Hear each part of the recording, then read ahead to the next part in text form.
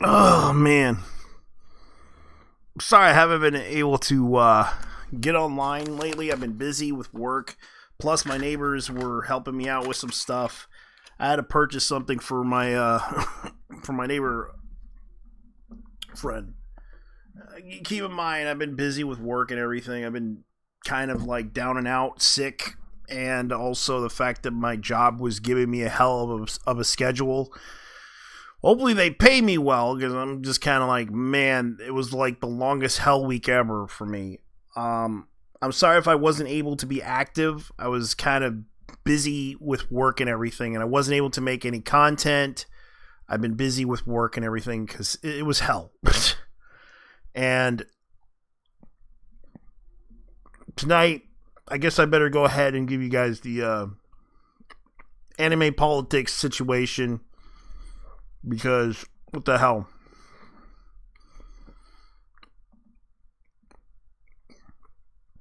The situation kind of got worse, especially in the VTuber sphere, especially what is going on. But hey, there's some positive news. I'm going to go ahead and give you guys, because it's more hilarious than you think. And I guess I better go ahead and show you guys, because I kind of am going to show you guys some good news first. But we'll discuss about this, because we found out that Yusara Pecora is in a game that everyone is hoping for. I guess I can show you the clip preview that everyone's been talking about. And I guess I'll show it to you guys right now.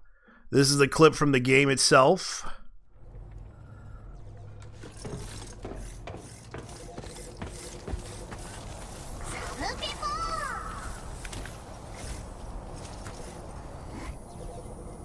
Arigato! Arigato!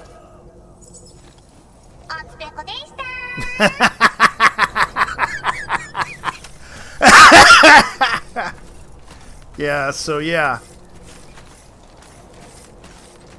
She gets to be in the game. And this is kind of the thing, Hololive VTuber you set up will appear in as a prepper in Death Stranding 2. Well, it turns out it's a special mission, and you get to have her as one of the AI characters. And I thought it was hilarious, because everyone's like laughing about it, like but at the same time are happy for Peko, because she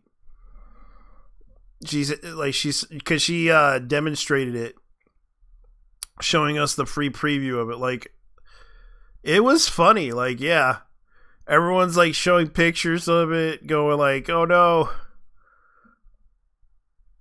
And it's definitely an interesting thing. I'll be right back, guys. I gotta go do something right now. Hold on.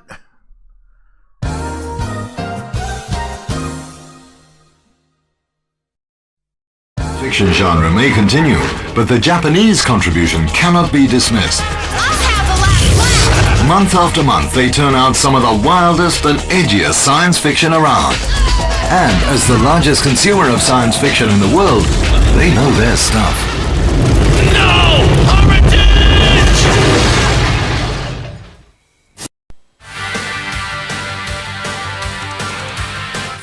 When I'm making animation, I'm not thinking if I'm going to show this to Americans, but I believe that when they see it, they understand.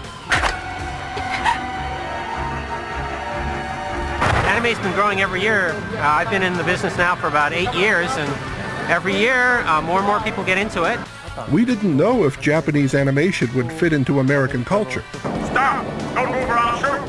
And they come and buy everything we have. Back 10 years ago, when I first really got into this, anime fandom was sort of scattered all over the place. Of course I want Americans to watch a lot of animation. People were just sort of making 17th generation copies of tapes. I want a lot of fans in America. They got a Japanese uncle that got them to translate the story. I personally think some of my popularity in America came because my work got here before other people's films, early in the anime boom. Being at this convention makes me think American fans are becoming more like Japanese fans. As time passes, more anime artists will be famous here, and I'll be happy to fade into relative obscurity. I think anime is getting really popular. When I travel abroad, I see it on TV. And fans are not only in Japan. See, I'm being interviewed in America.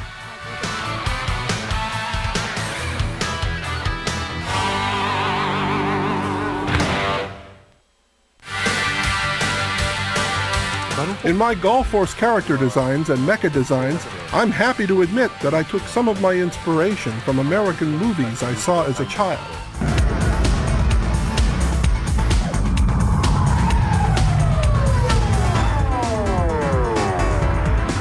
The character Aluza is the head of the crew. She needed to look like a real leader, so I made her uniform different from the others, and I gave her swept back hair.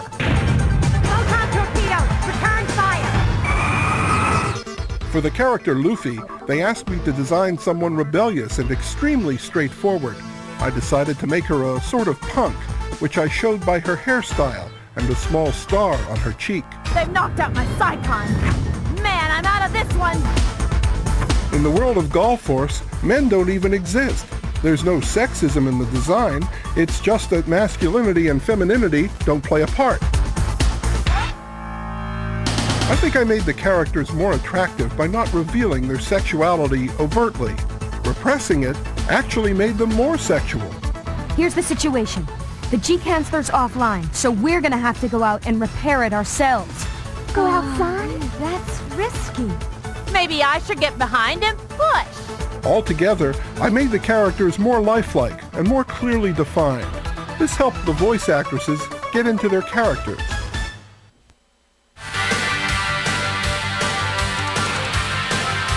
My favorite all-time anime is like something nobody's heard of because I saw this in Korean actually. It's Roses of Versailles. I really enjoyed the art. It's very high stylized. For me, the thing I liked best about it was that it brought my whole family together. I don't really have a favorite because they're all just amazing. It's a lot different than American animation. I mean, American animation is like just for kids, and that really annoys me. My brother likes it, and my sister-in-law likes it. When I'm doing animation, my life is an expression of my work. My work is my life. I truly live for animation.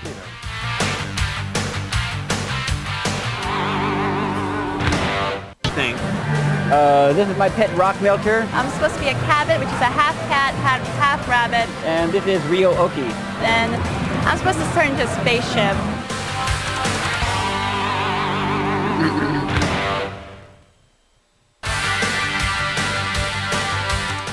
This kit is running for $80, and we do sell a lot of them. The modeling is another big, fandom in Japan. Some people prefer to paint them and build the kit themselves. One of the things is these cute girls. And some don't know how to paint. This kit is one of my favorite. It's high in details. The quality is really good. Very sexy, well built.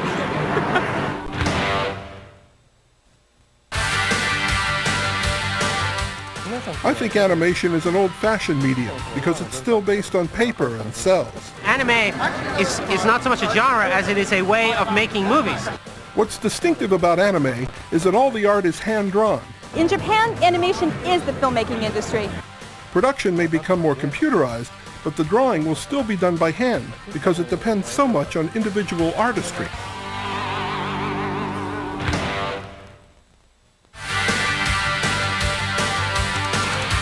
The first image I had of animation was Disney, and then mysteriously, I got my own vision. You have to be both artist and engineer. Personally, I lean towards the artistic side. The most attractive thing in animation is doing non-reality, but in a realistic style. I think if we produce anime that we like, then the public will like it too. Sir, this is a McDonald's. We don't have a McLolly-pussy and a Connie soda. Do you want a Big Mac and Coke with fries instead?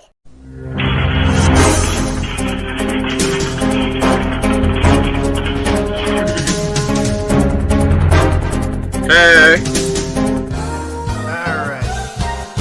Sorry I'm late, guys. My neighbor I had to take care of my neighbor.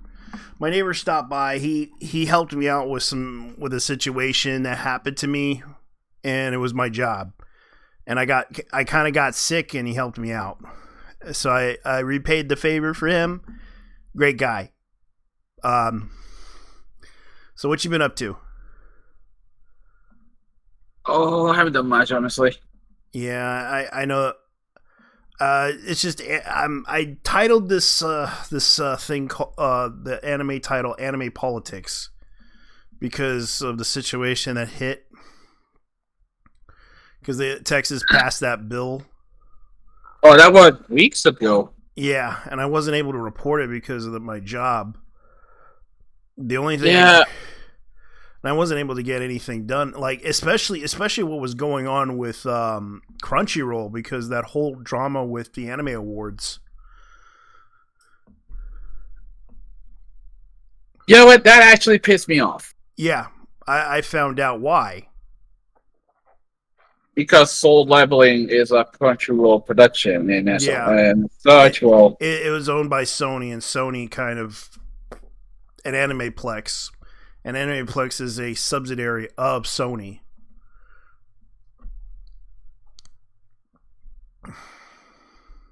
Yeah, I'll be honest when I say that this shit was rigged from the start. Yeah.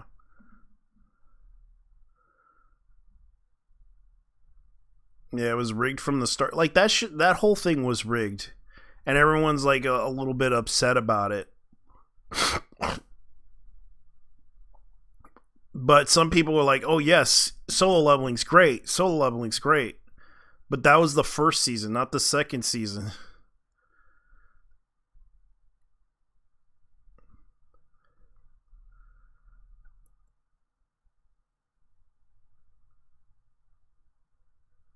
Honestly, I'm gonna be real when I say whoever passed that bill has some deep skeletons in their closet. That's the thing. Like, yeah, people are kind of surprised by this. Like, it's crazy what's going on with Texas. Like, Texas, it's only going to be affecting state of Texas. That's not the whole United States. It's just Texas itself. And the problem is that Vosh would probably get arrested if he went to the state of Texas, because of the fact that he had got caught with a horse, a mom, and a daughter getting fucked by the horse. I mean, clapping by the horse. Sorry. The horse was clapping the two female mother and daughter team. Oh yeah, the double team. Yeah, the double team, and it was so bad that it could probably incriminate Vosh.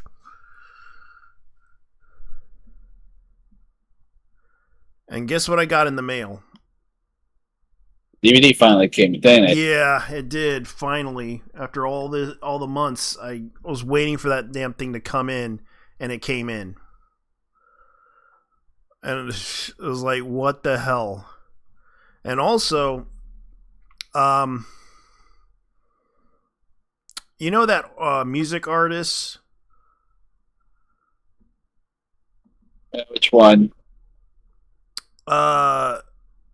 BBNO. Baby, oh yeah, that guy. Baby, Baby no money. Baby no money. Baby no money. What? He posted that 55 likes and I'll cosplay Iron Mouse. I'm not joking. And plus he'll do a concert with her. I'll be real with you, the dude's a fucking jackass. I know, it's funny as hell, but he's from Canada. What do you expect? But literally, he's a meme. Yeah, it's supposed to say baby no money. Yeah, baby no cash. Yeah, baby no cash. Yeah. Guy was on 9. And of course he said this, "Yo, Iron Mouse, if this post gets 25 likes, will you perform with me in Milan?" In Milan. Yeah. Oh, in Italy. Yeah. And I thought it was funny. She's like, "Hell yeah!" She replied saying, "Hell yeah, I would." I don't know. He would be. Oh wait, he would be one of those guys. Yeah, guy's kind of a jackass because of his anti-AI tirade. Yeah. And well, let's be real. He's one of those. Yeah. So no, thank you. I seen clips of his music videos around. I thought they were just ridiculous and absurd. But as far as I know, yeah, that's pretty funny though. But as for what's going on right now in Texas, it's like, yeah. Let me look up the article for Texas. Texas. It was called Bill number 22, wasn't it? I think it was. Yeah. I heard someone else talk about that. Yeah, Texas. The Texas, yeah.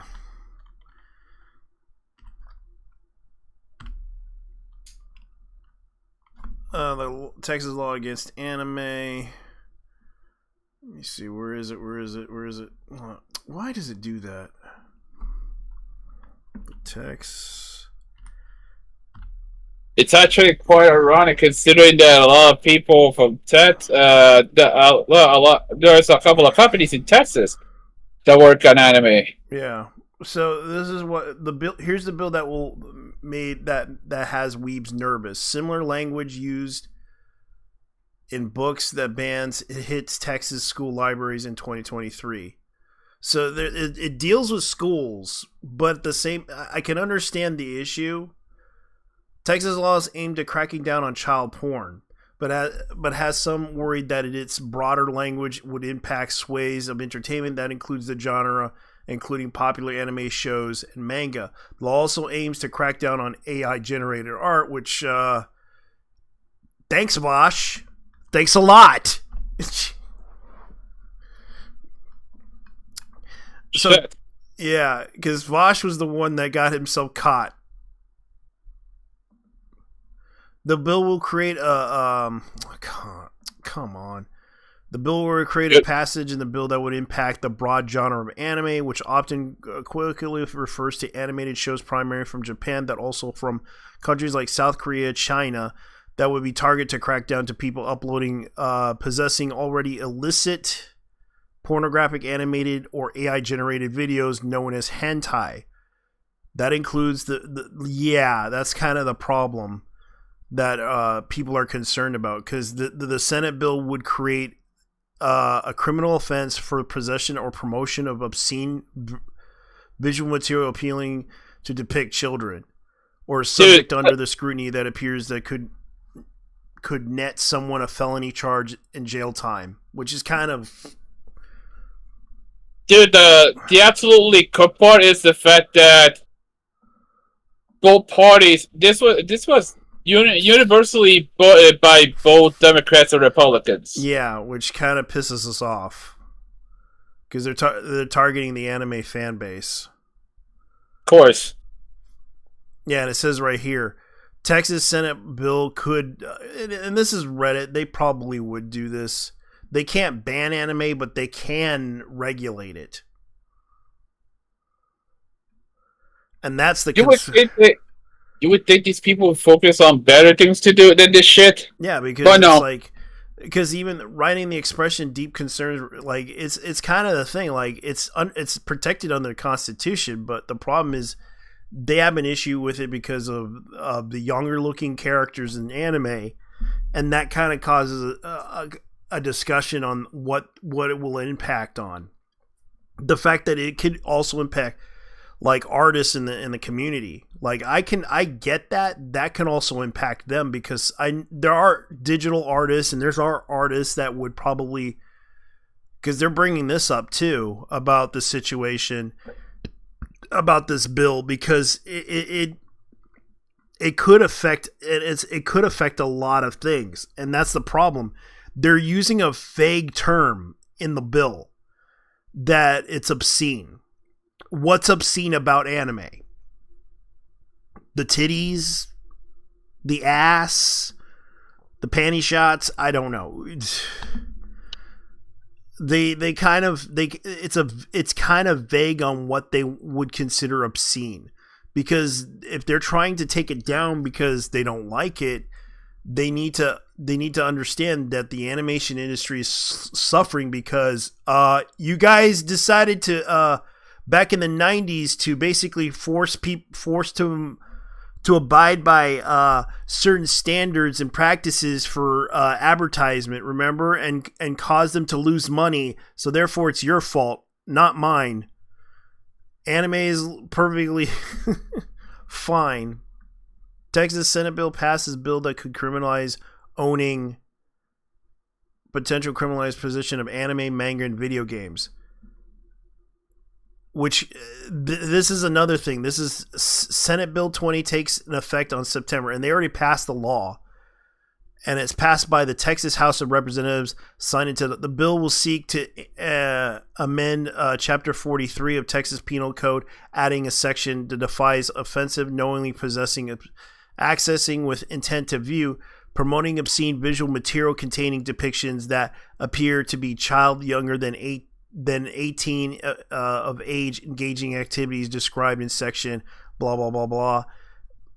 In this section, let's look at this section here and what it is.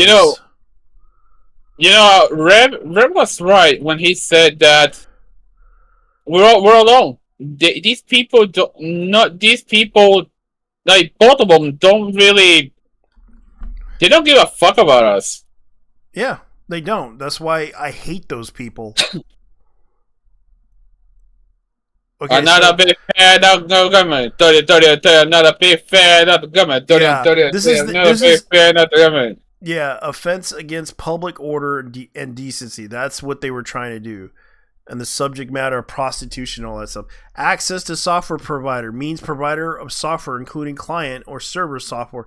This is kind of the thing that they're trying to do.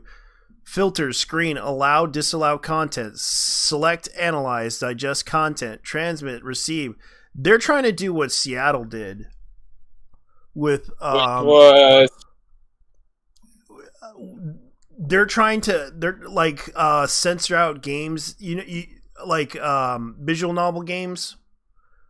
Yeah, they're doing the same exact thing. They're trying to make sure that child porn does not get into the hands of kids and adults. But the problem is they can get it outside the internet, and they think anime is the main problem. But in reality, the dark web is the problem, and the government's too stupid to not be aware of that because they have no experience in that field of the internet. They never use the internet. They usually go outside and work all day at the government offices and doing their own thing. They don't give a shit about the people. They only give a shit about themselves and how they do things business-wise in the government. So internet means international computer network, both federal and non-federal interpreted packets switched into data networks. Okay, blah blah blah. Sexual contact means okay. So their definition of subjects of obscene. The fee means the payment offered, the payment form of money and goods and services to benefit information content provider, which means any person is entitled to wholly responsible certain creative development of information. So let's just say if school means public or private primary school. So they're pretty much defining this stuff. Prostitution, a person commits an offense if the person knowingly offers and agrees to receive a fee from another, which I don't get why they're trying to do this on the penal code for Title IX. Hello, what's going on? Nothing much. Yeah, I'm we're just reviewing the the Texas law here. Oh yeah, the anime ban, whatever we call it. Yeah, but this is like the obscenity laws, Part B, and there are definitions of material promotion, wholesale promotion, obscene. So they're basically doing what Seattle's doing with Steam, because Steam, Valve is actually in Seattle. Their business licensing and everything is in Seattle, and they're trying to put into law for to censor out certain material if it looks young looking, and that's kind of the issue that they have and concern about. Anime characters, and that's kind of the problem. Also it's a bit racist in a way, and also it's restricting artistic freedom, Yeah, and that's another thing that popped up. The artist community is actually concerned about this, because a lot of artists, there's some artists that live in Texas that do anime art, and they're probably they're concerned that this would probably incriminate them. And also shutting down anime conventions. Yeah, and that's another thing that kind of popped up too, because the fact that, do you know what Akon is? Yeah. Akon is canceled. For what? They announced it. Because of the law? Probably. And that's what caused them to lose money, because they can't host it anymore. And not to mention, there's anime Matsuri, which is another issue that it might get shut down as well, which they don't really understand. Because it would because if they have any material that depicts younger characters, they would have to they would probably get fined or arrested for it. Yeah, which is stupid. And it feels like the communist countries, like, they put people in jail for drawings. Yeah, and that's the biggest problem. Like, people don't seem to understand the actual issue of what's happening, because they think they're smarter than everyone else, and that's like the dumbest thing I kind of see within the community right now. Because they're not aware that this is going to affect a lot of things, especially the anime industry as a whole, that they want to probably like enforcing stupid things. Like, you need to make educational game. You need to make, like, I have a feeling they're going to open up with that stupid shit and try to stop. And even though, here's the thing is, they need to stop using children as a shield, because look, parents need to be responsible to their own kids. I agree, and that's the problem. Like, they already have like age enforcement on videos. Like, they have a rating system. There's a reason why the rating system exists. I remember when I was a kid in the 90s, I had to buy a certain mature, like, the rate. Like, when I first got I wanted to get the Macross movie. Yeah. But the problem is the Macross movie, Macross Plus, was at the time I think rated, when they introduced the whole rating system. Yeah. Macross Plus. It was probably rated PG-13. It was rated M. Oh, okay. Let me see. Rated Macross Plus rated.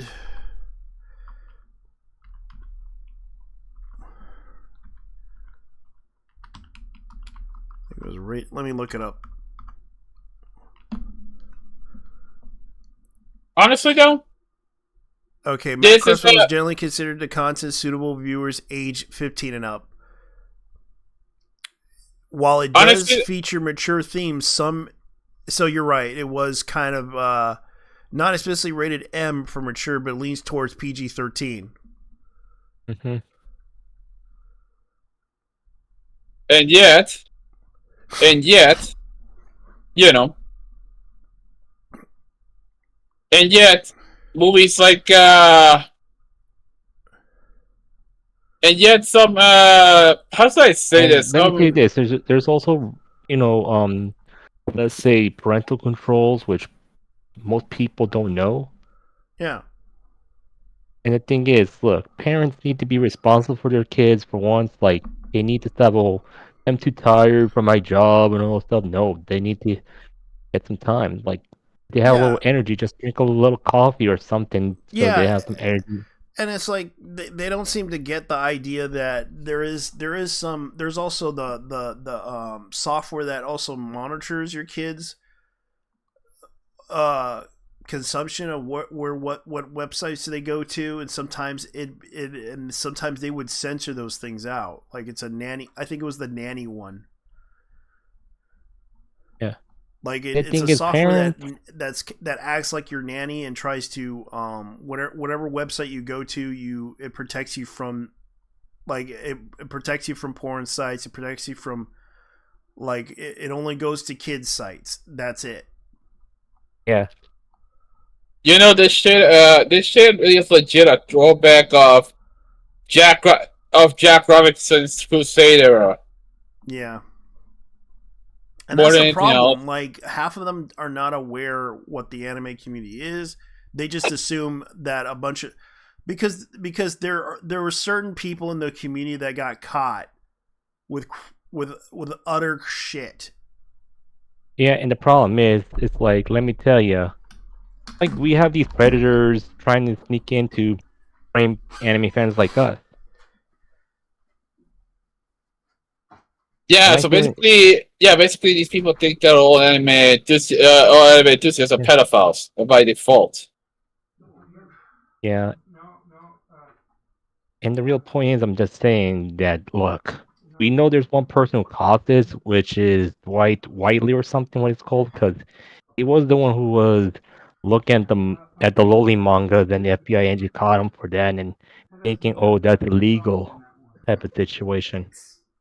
Which is not, he just basically reading them, not like creeping on kids or whatever, you know. The thing is, it was all plotted, to be honest. Let me show you the Wikipedia, right? Okay, so who's behind the bill?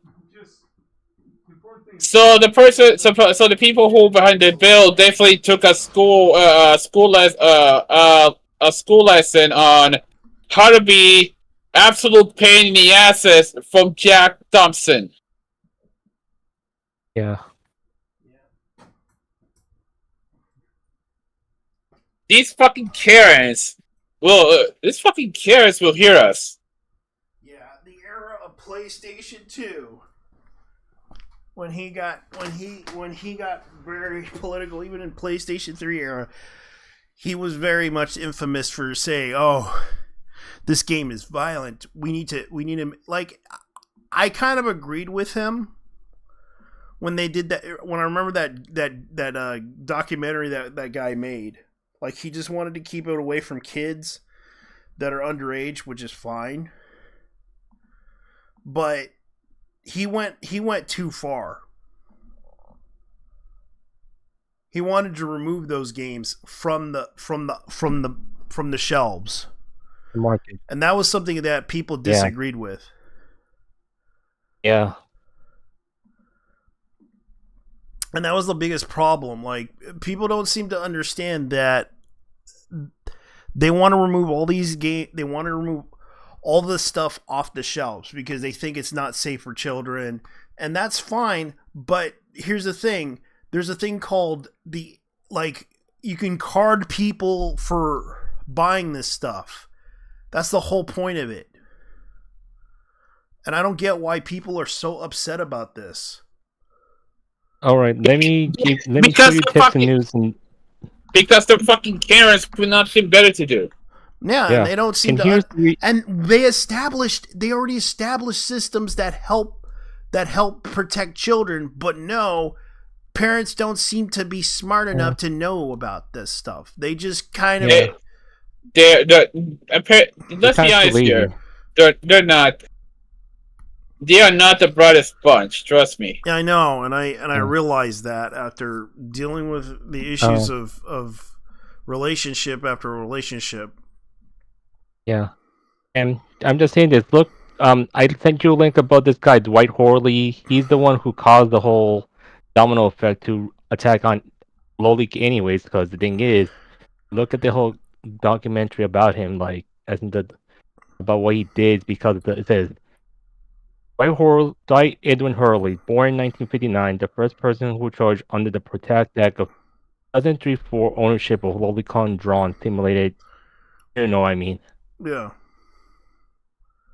Just look at there, and then he was the main cause which led these anti-lollies happening, to be honest.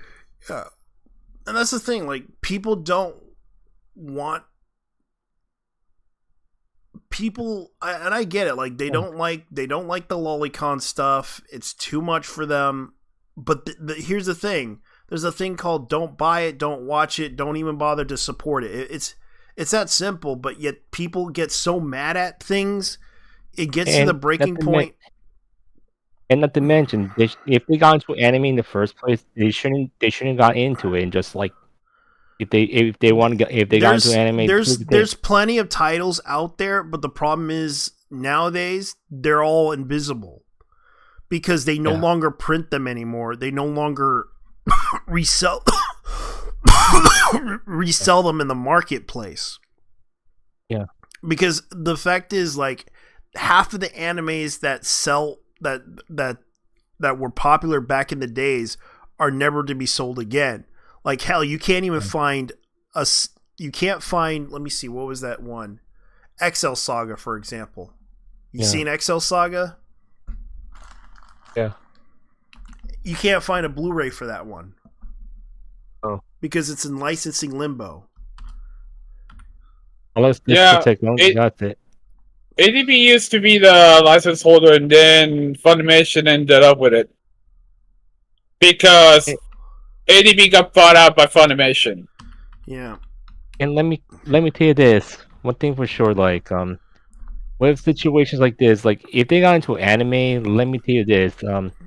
Like, and then they complain about one would you just like basically, like, you know, just sell the anime stuff or donate the anime stuff and stop going back to anime in the first place and just go back what they were doing. Yeah, because there's so many animes out there that they could choose from, and if they don't like the anime, if they don't like anime very much, like there's other things to watch. You know, there's other things to watch other than, you know, like shonen animes that don't fit their type.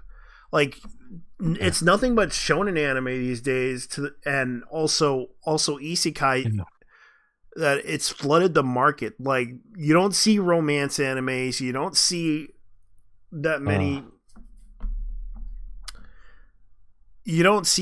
like like slice of lives. It's mostly just that, and it's like people seem to think it's not like the 2000s or the 90s or the 80s. It's pretty much the same thing because it's dominated the market for a long time because that's what sells.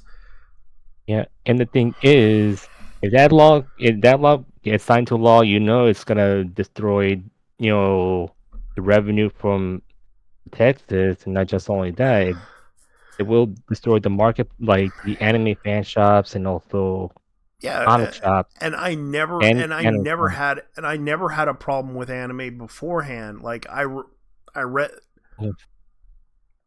some manga over there. Like, there was a lot of manga stores, especially like people making their own manga. I remember Ben Dunn, like he had like Ninja High School. That was another thing that was pretty good at the time. But of course, these people are upset about certain things, certain like content that disturbs them because they don't like the the fact that, oh no, this is a young character, we shouldn't sexualize this young character. Yeah. Because they don't understand. Like that's kind of how they are in Japan. Here's the other thing is, it's all a joke. It's like it's basically comical for them to do that. But and here's the other thing. I'm just saying, like, if they keep thinking everything is porn, they're the ones been watching porn. Yeah, no. They think everything is porn. Like they'll define anything that is porn. Oh my god. Yeah. Oh my god. This is porn. Cyber Teen Akibara, porn. Those who hunt elves, porn. Pokemon, porn. Yu-Gi-Oh, porn. Yeah. They'll bring out everything out there. They'll just say Sorcerer Hunters. No, it's basically it's fun. It's a comedy, but yeah, there's like a part where the boy gets hit by a whip because of the fact that he got possessed by a demon. But it was a curse. And this might affect the VTubers as well who lives in Texas. Yeah, that does affect a lot of people. That's why I live up here, but I'm afraid that the taxes are going to go up because the idiot of a governor wants to increase the taxes here in the state, which I believe is the wrong thing to do.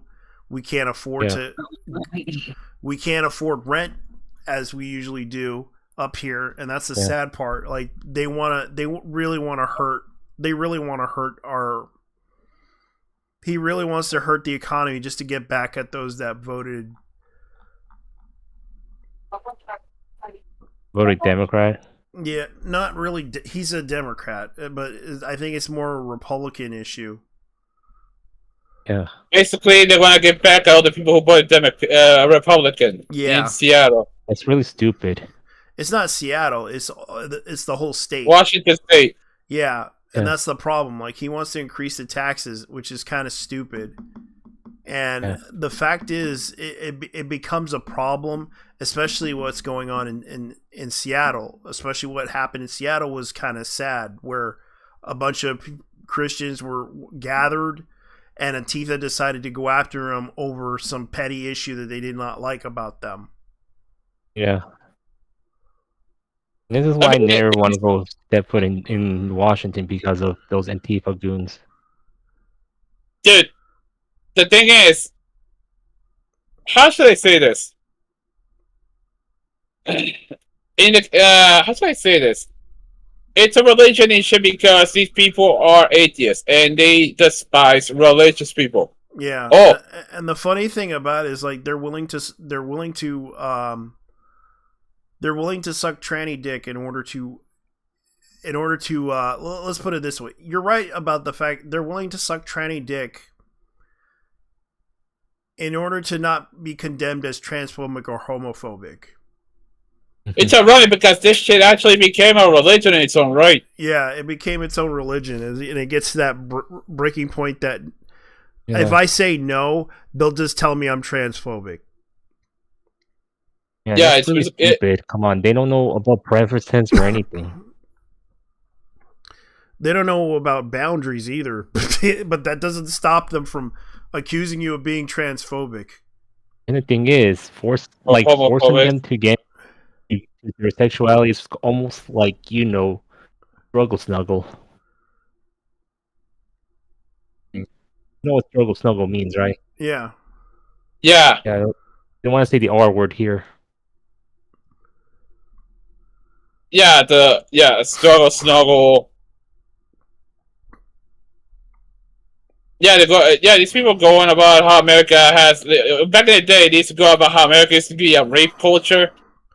Yeah, and there's a rape culture in Europe. Yeah. Oh, but you call it out. You hate Muslims. Yeah, or you're racist, and that's kind of the biggest problem right there. It's like it's basically forced sexuality. That's all. Yeah, and also the fact that there is some things that happen, and it's ridiculous how that happened. But I wanted to go ahead and bring up the fact that there is a lot of there's a lot of crap going around. Like it's literally what's been happening in the anime scene for a while. People are getting fed up with the fact that they're being attacked online by these so-called people that are doxing them and attacking them. And it got to the most ridiculous utter shit that they're trying to go after her for. Okay, so I kind of agree with the theory about what Kirsha said, that there are anime racists that exist, and they're trying to attack the anime community for what? We just want to be left alone, but no. Yeah. They just keep coming up with this bullshit rules and everything just to attack us. That's just only anime, also video games as well. Yeah, and video games as well. We just want to be left alone. You keep bringing up drama with us, and in order to elevate yourselves to some status of oh, I'm the king, I rule over you people. Fuck off. Yeah. That's the problem. People keep saying, "Oh, you can't attack them, like fight back, like basically attack them to shut them up." Anyway, no, it's not going to do anything. Like it's getting to the breaking point that they are getting upset with. Like the whole anime community is like getting tired of this shit. Like especially those that are like, we have to call people out for being tourists because they're not aware of the culture. They're upset over the fact that someone drew had a different skin tone for a character from Pokemon, and they get mad at them, and they didn't understand the fact that it's just to demonstrate their coloring, demonstrate their drawing. Sure, black and white. It's black and white, whatever blue. But they got upset because it was light skin tone. It's the cosplay and the art. I don't have a problem with black chicks dressing up in cosplay. I never did. Yeah. It's just that Have a problem with that. I never had a problem with that because that was the wrong thing. I let them enjoy themselves because they think it's fun and it's fun for them. I never had a problem with black chicks dressing up in cosplay. But when you're attacking an artist that is doing something that was trying to create an art form that they felt comfortable with, you basically went out of your way for no apparent reason other than the fact that you made the artist cry and hurt them. Not to mention attacking the cosplayer who cosplay as her own version of the anime character. Like, look, and it's the same thing. It's the same thing. Like both. Look, I don't mind. Let me tell you this: like, I don't mind a black version of Satsuki from Kill la Kill or a black version of Ryoku. Yeah. But even though I don't mind like a white version of any black anime character, you know what I mean? Mm-hmm. Or any tan. And that's the thing. They've been doing this for a while, and it gets to the breaking point that the anime community is getting upset with them, and it's really tiresome because they've been doing this for a while, going after the anime fan base. Oh yeah, I'm gonna change the subject because of the fact that this is actually interesting. I found out there's an anime that's coming out that stars, guess who it stars? And I'm gonna go ahead and show it on the screen because this is interesting.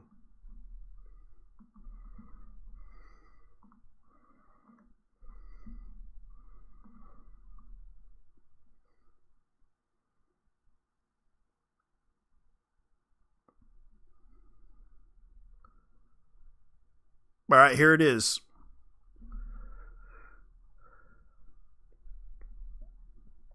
Galverse anime.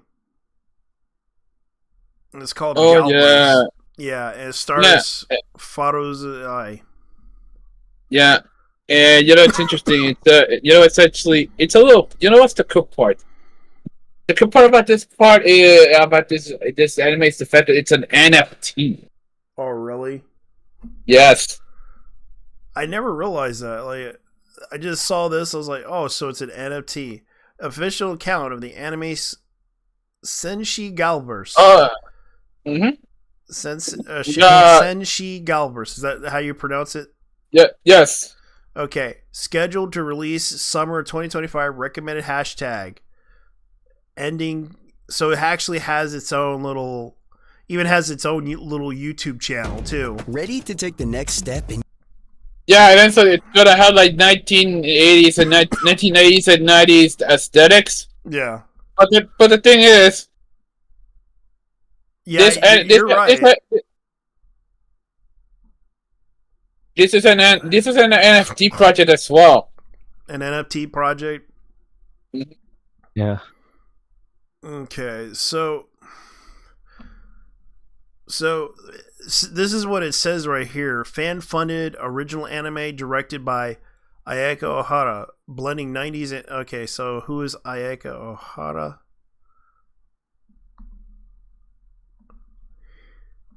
Okay.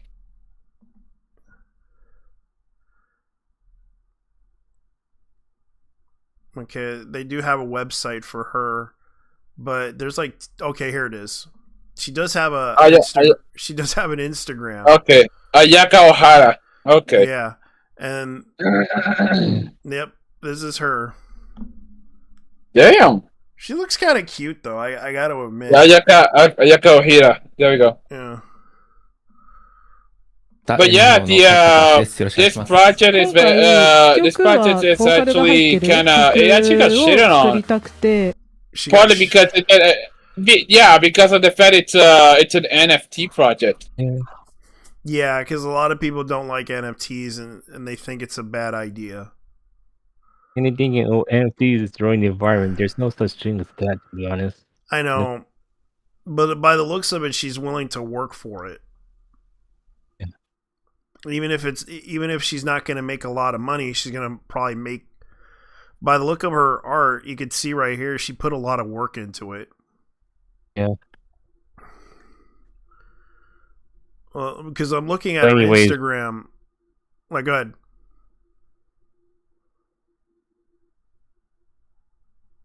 Go ahead. But yeah, you need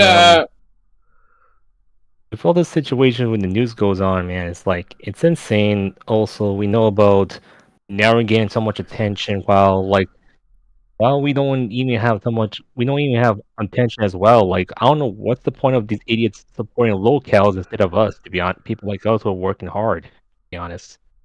JT, hold on. Mm-hmm. What? Here's okay, check your okay, so in the case of Shinsei Galbers, it's actually an anime led by the Galbers team, a small creative studio of 3 members: Ayaka Ohira, Jack Baldwin, and Debbie Mancuso. Devin Marcuso, oh no. Yeah, Shinsei Galbers is a new kind of anime that originated from an NFT project. The project featured 8,888 Gal NFT characters. And when the characters went on sale on April 2022, they were all of them sold out. Yeah. And Japan's first breakout Web3 success secured a position in OpenSea NFT rankings for days. But then again, the market for NFTs is... It's cooked. Yeah, it's cooked. And I guess she decided to go into anime because... Why not? It makes money too. Because she's trying to create her own OBA series out of it, which I don't have a problem with. And you can see right here, she did a music video for it. Yeah. Alright.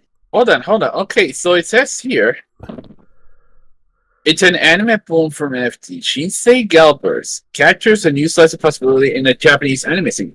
Its NFT process makes it possible to see a future in which anime transcends its niche otaku culture and merges together with a new virtual worlds realm. It's not just an anime project, but it was also born from NFT. So I would like to continue to work with fan community tools related to AI. Yeah. Currently, the illustrator endorses AI model training in her artwork and has come up with an AI tool called Mama AI. Mama AI allows me to learn all of Galbert's art so that anyone else can use Galbert's art to create their own fan works, says Ayaka. Yeah. All right. That's interesting. That's interesting. Okay. Now I can see what she's trying to do. The fact that she's trying to create like a digital merchandise currency. Yeah. That's what I'm thinking. That's what I call it. Digital merchandise currency in order to make money off of this. So Ayaka's gonna be directing it, and it's the main story, but it's one for everyone to kind of make their own things about it. Yeah, says Jack. Yeah. So this is something in Japan, and she's trying to promote this AI software in order to make money off of it. Hold on. This is unconventional in Japan's anime world, where many animation companies generally prohibit secondary creations by enforcing strong copyright law. But on the other hand, there is also a huge secondary creation culture in Japan called the doujinshi culture. Yeah. Which is a fan practice. Which is a fan practice in Japan, where enthusiastic fans create self-published fan works based on original anime works. Yeah. Fun fact, though, a couple of voice actors and people in the anime culture actually do promote their own doujinshi. Yeah. Which is crazy. I can remember that manga, the Gal manga. There was a manga that I remembered years ago that featured Garu, but it was I can't remember that style, but it was a long time ago, and they also had an anime. Because her style reminds me of it too. Gal, I forgot what it was called. 2000s anime of Gal. Most iconic female protagonist. Okay. Okay. When Zero-chan, the main Gyaru character of Shinsei Galbers, arrives at a warring planet, the first thing she says is, "How awful is it for the Sunlight forms to be fighting against each other?" As the story unfolds, Zero-chan herself also goes to join a search for a way to fight without hurting anyone. One does not simply rely on the power balance. Although the deeper minds such as Shinsei Galbers revolves around the rather serious topic, Ayaka nonetheless wants her character to be a Gyaru at heart. Yeah. Any part of mindset that she lives by. The TV series and the stories about the Galbers are the stuff of war. Went out to create a contest and depicted Zero-chan's personality as a very innocent Gyaru character, says Ayaka. I aim for a balance, but also approaching this story from a Gyaru's perspective. Yeah, a Gyaru's perspective. Yeah, sorry. Yeah. So it says here. So this series has anti-balance, deeper message of love, anti-balance, and justice. Yeah, because that art style I've seen before, and I forgot it was like a manga about it was a drama, but it was actually a slice of life manga, and I'm trying to remember what it was, but it was it was called Gal, but I guess the person that made this really likes that style, and this is the girl that's doing it, and she made her own shoes and everything, like promoting the fashion and everything. You can see right here, this girl isn't playing around. Okay, so it's a collaboration with Nike. Yeah. Yes, Nike shoes in Shibuya. She definitely is a smart lady. She definitely knows how to be a businesswoman. Off the grind, I guess. Yeah. But still, it's like she's trying to. But I'm not. I get it, man. I get it. Like you don't trust this plan that she's doing. But it's a great hustle, though. I got to admit, I mean, there are people who legit hate AI, but there are people who legit hate NFTs a lot more. Yeah. I don't despise AI, but NFTs, I'm not a big fan of that shit. I get it. But this is kind of I think this is an independent project that she's doing, and the fact that she is into the whole, gal fashion. Yep. Esto es mío. Claro. Ahí apago. Which you can see right here that she does. Oh my god. Where do I find this place? Yeah. The funny thing about that is, yes, I understand. I understand that she wants to revive the 1990s, the anime aesthetic from the Showa era. Yeah. My bad, the Heisei era. The Heisei era. This is early Heisei era at its finest. Yeah, in the 90s and 2000s. Which I don't know, like she definitely is trying to keep Watch High weird. She definitely is into the whole cyberpunk thing too. Like she went to Cambodia. She went to Hong Kong. Of course. Hong Kong is how do I say this? We all know that Hong Kong's back in the 1990s inspired a lot of cyberpunk from fiction. Like, for example, Ghost in the Shell, because, well, of the fact that Kowloon, the world city of Kowloon was a real-life cyberpunk dystopia. But you know what? Or at least the closest thing. I gotta give her credit where credit's due. She definitely knows how to play the game. Because she's selling her merchandise. She's trying to make a franchise out of this. It's definitely something I would say a great attempt at trying to make an anime.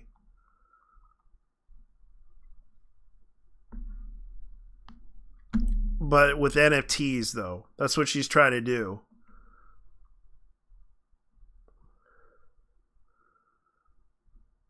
Look, the problem with NFTs is not that it's the fact that, well, I know it's retarded. It's garbage. It's honestly retarded. It's also the fact that she's trying to make a lot of money off of this with NFTs, but she's trying to gather a fan base for this. But I don't know how she could afford all this with this budget. Crowdfunding, yeah, which is what she's doing, and also NFTs. And she also has her own website too, so she definitely is in the business of doing this too.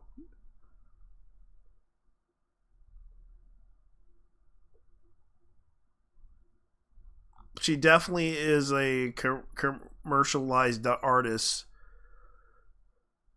Yeah. Oh yeah, Cha, I remember that. Galcha. That's what it was.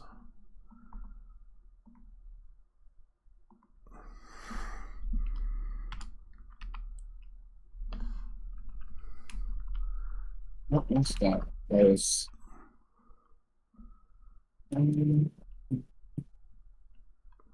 Yeah, that's what it was. The genre. Galcha anime. Like, I remembered this. That featured Garu. That was like... But I remember the style that it was Galcha. Galcha, yeah. Galcha. Like, Garu. But it was an old series that I couldn't remember, but it was like in the mid 2000s or the 90s, and it featured a girl that was like, and the style that she had it at was kind of like, Let me see if I can find it. I wonder if that's the one. No, that wasn't the one. But they always try to promote that style of fashion.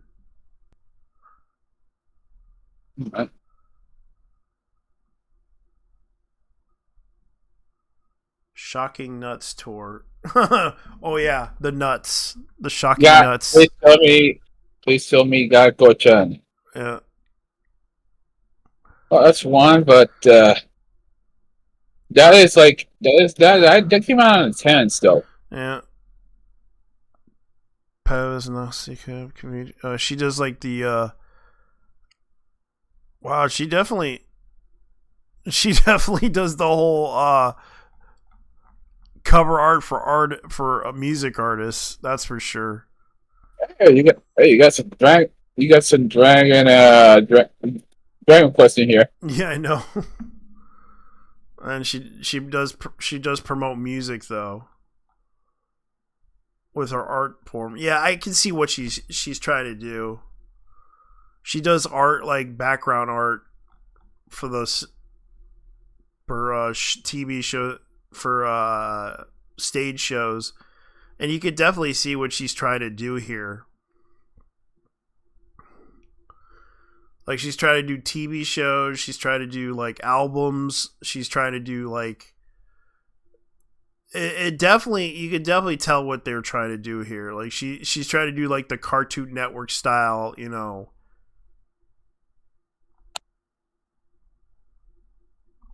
craziness with her art style type of thing with this Ayako Ohara thing. But as far as I know, that's pretty much what's going on here. Well, in Ayaka's defense, well, yeah, because even I'm surprised. Like this is very niche. This is the kind of stuff that you would get if you are into slaves. Yeah, but the funny thing about it is, if you're an avid Uniqlo shopper. Yeah, but the funny thing is, it's like she managed to get all these actresses involved in this project. I don't even know. I know a few. Iko Otani. That's she was Pikachu in Pokemon. Yeah, like Isako Kanemoto. She's actually the second voice of she was Neil mentioned. I remember now. Yeah, and Faza and Rose is that's Jolene in JoJo. Yeah. Power and Chainsaw Man. Yui Horie, that's she voiced Bliss in Konosuba. Yeah, and Lynn, we all know who Lynn is. Yeah, she actually voiced Nozomi in Keijo. Yep. That was one of her funny thing though, she's actually half American. I didn't even know. I didn't even realize that until she put Lynn in her name, and I was like, "Oh yeah." Yeah, that's a reason for that. She's half American. Yeah, she's a veteran in the voice acting scene. Yeah, a lot of them are veterans in the voice acting scene, and it's like I'm surprised she I don't know how much money this girl has to make this project. Like she's spending a lot of money, especially NFTs on this thing just to make this project go boom. Well, this originally was originally. Yeah, it was an NFT project, as you said, and they decided to go with an anime.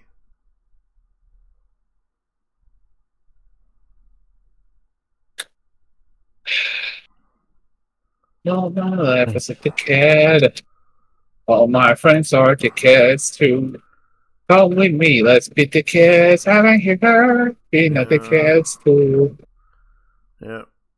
Sabotage. Oh man, everyone's like criticizing Rima over her video. What the fuck? I want to kill me to her wife. Me to her wife. She can't kill an omelet. I mean, I can't. Don't worry, I'll stick with her.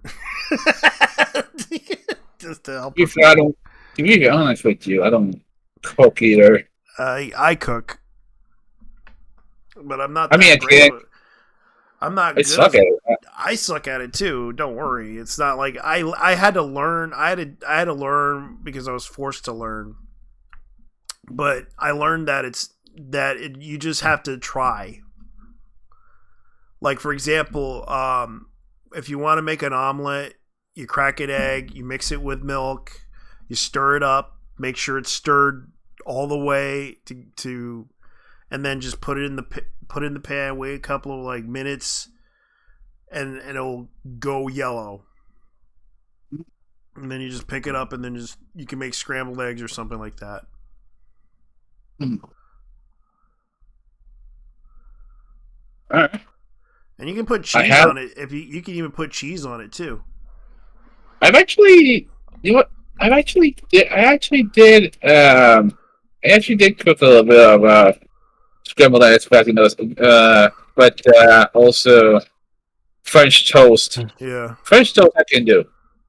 Yeah, that's another thing. That's like I never could cook, but I can make pancakes. Oh, by the way, I mean,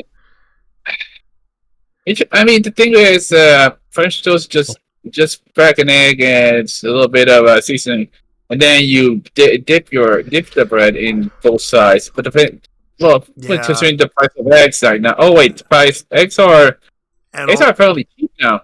You put them in milk, and then you put vanilla extract in there, and then you put cinnamon in there, then you put the bread in there.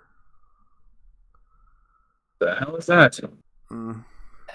Oh, I found something. Yeah, that's Dizzy from Face Connect. No, I was saying something. And I found I was saying something, and I found Okay, Evangelion Blu-ray box via Japan, December 10th. The complete Blu-ray box LE 4K edition of Rebuild Evangelion films, Neon Genesis Evangelion TV, and Blu-ray. So they're basically putting out the Japanese version of the TV series of the 30th anniversary movie collection. Let me see what else are they doing. It's asking though. Oh man, that's a lot of money. That's a lot of money. I mean, I already watched the four movies, so I already watched the series, but sadly, they edited out the running to the moon ending. Song, yeah, ending. Because of the fact that copyright Nazis decided to go after because it's a Frank Sinatra song. Yeah, Frank Sinatra's estate decided. I mean, that's not. Is that even a Frank Sinatra? I know it's a Frank Sinatra. I know Frank Sinatra saying, but he actually, because let's be honest here, Frank Sinatra. Let's be honest. That's somebody else's song. Yeah, and he sang it, and he actually wrote it. But and the original. I'll be honest, but just when I say this, the original is fucking ass. Yeah, I heard in a beer commercial. I didn't like it. Running to the moon, let me see forevermore. You're the one I want. Yeah, that was the song. In other words, please be true. In other words, I love you. The Bayonetta, I'll be honest with you, the Bayonetta one, superior. Yeah. The thing is like, I want that version, but unfortunately, whatever they're called, J Kids, whatever they're called. What are you talking about? That song is on YouTube though. Yeah, it's on YouTube, but they have not put in the Blu-ray for the English release of it.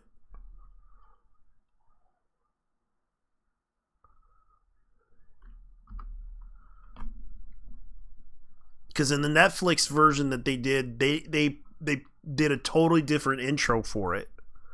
And then the ending song was like, they changed it because they didn't want to do the whole running to the moon song because of licensing. Yeah. Yeah, because it was ABD's version of it, but the problem was ABD's version. What happened was, from what I understand, what's his name? The person who actually did what is his name? The person who created the series. Hideaki Anno. Yeah, he bought the rights to the series from Gainax because Gainax is now Studio Kara, Mm-hmm. and it's Hideaki Anno. Hideaki Anno basically decided to remove the song because he didn't have the rights to the song and he couldn't afford to pay for it, so he decided to leave it as it is for the U.S. release. In the Japanese release, they could afford it, but in the U.S. release they couldn't because it would cost more internationally to put out the song out there.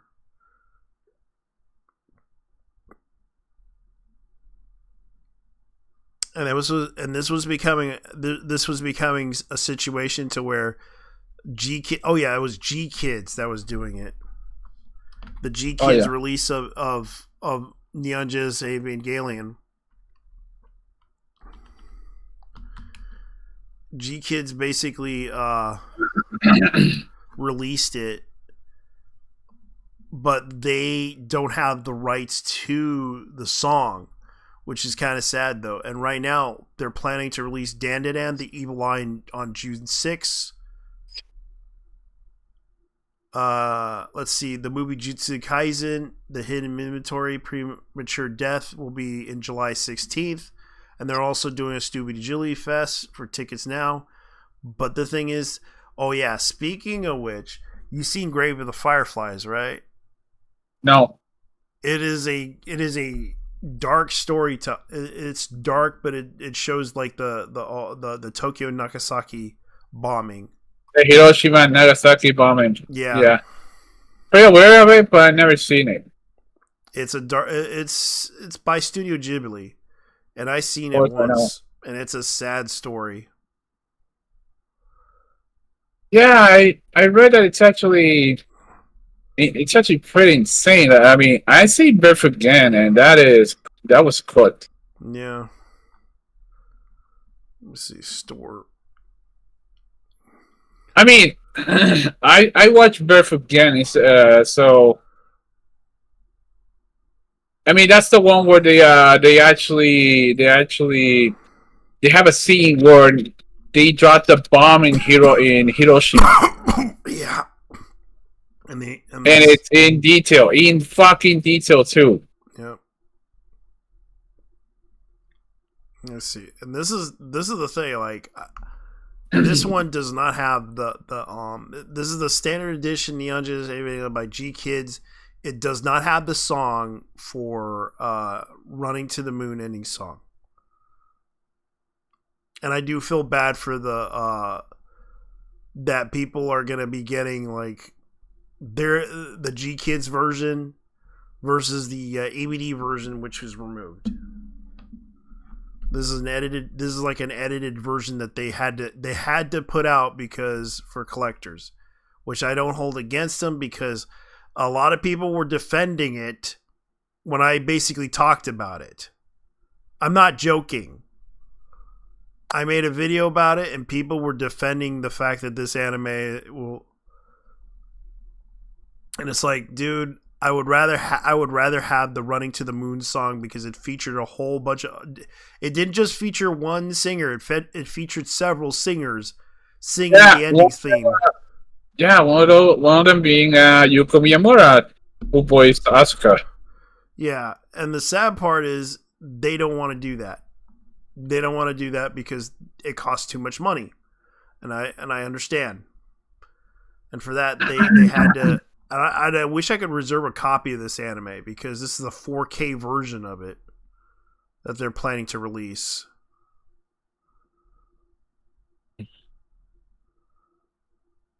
So Neon Genesis Evangelion 10 disc set. And they're also bringing out a 4K version of all the Neon Genesis movies that they're planning to release. Yeah, let me see what else. Is Death and Rebirth going to be in this collection? End of it, yeah. The End of Evangelion bonus video. Okay, in that case, Episode 23 and 24 video formats version to Evangelion Death and Rebirth video bonus video. Holy shit. Yeah, basically... Japan gets it. Japan gets their... Evangelion as a whole, well... I haven't watched the 4 movies. I still think the first one had the best ending. Yeah. Because the last one was, well...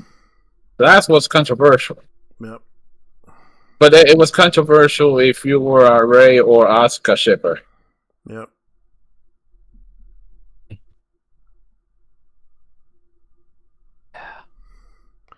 Yeah, this Akemi chick is funny. This VTuber cat girl.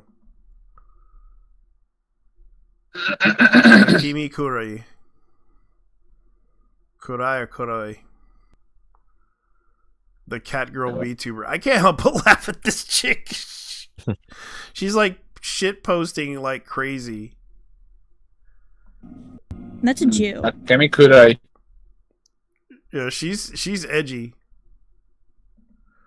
Yeah. That's a Jew. I mean, that's a Jew. Oh, wait. Is she with Face Connect, by the way? There's a lot of brown people. She's just too edgy. That's no. Here's the thing. Face Connect. Let's be real. They're all guild failures, but we love them. Oh God.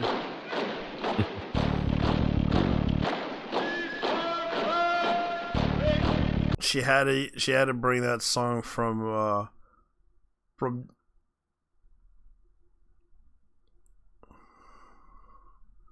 oh yeah, speaking of which, that rat girl. Erika. Damn, bro. She got unbanned.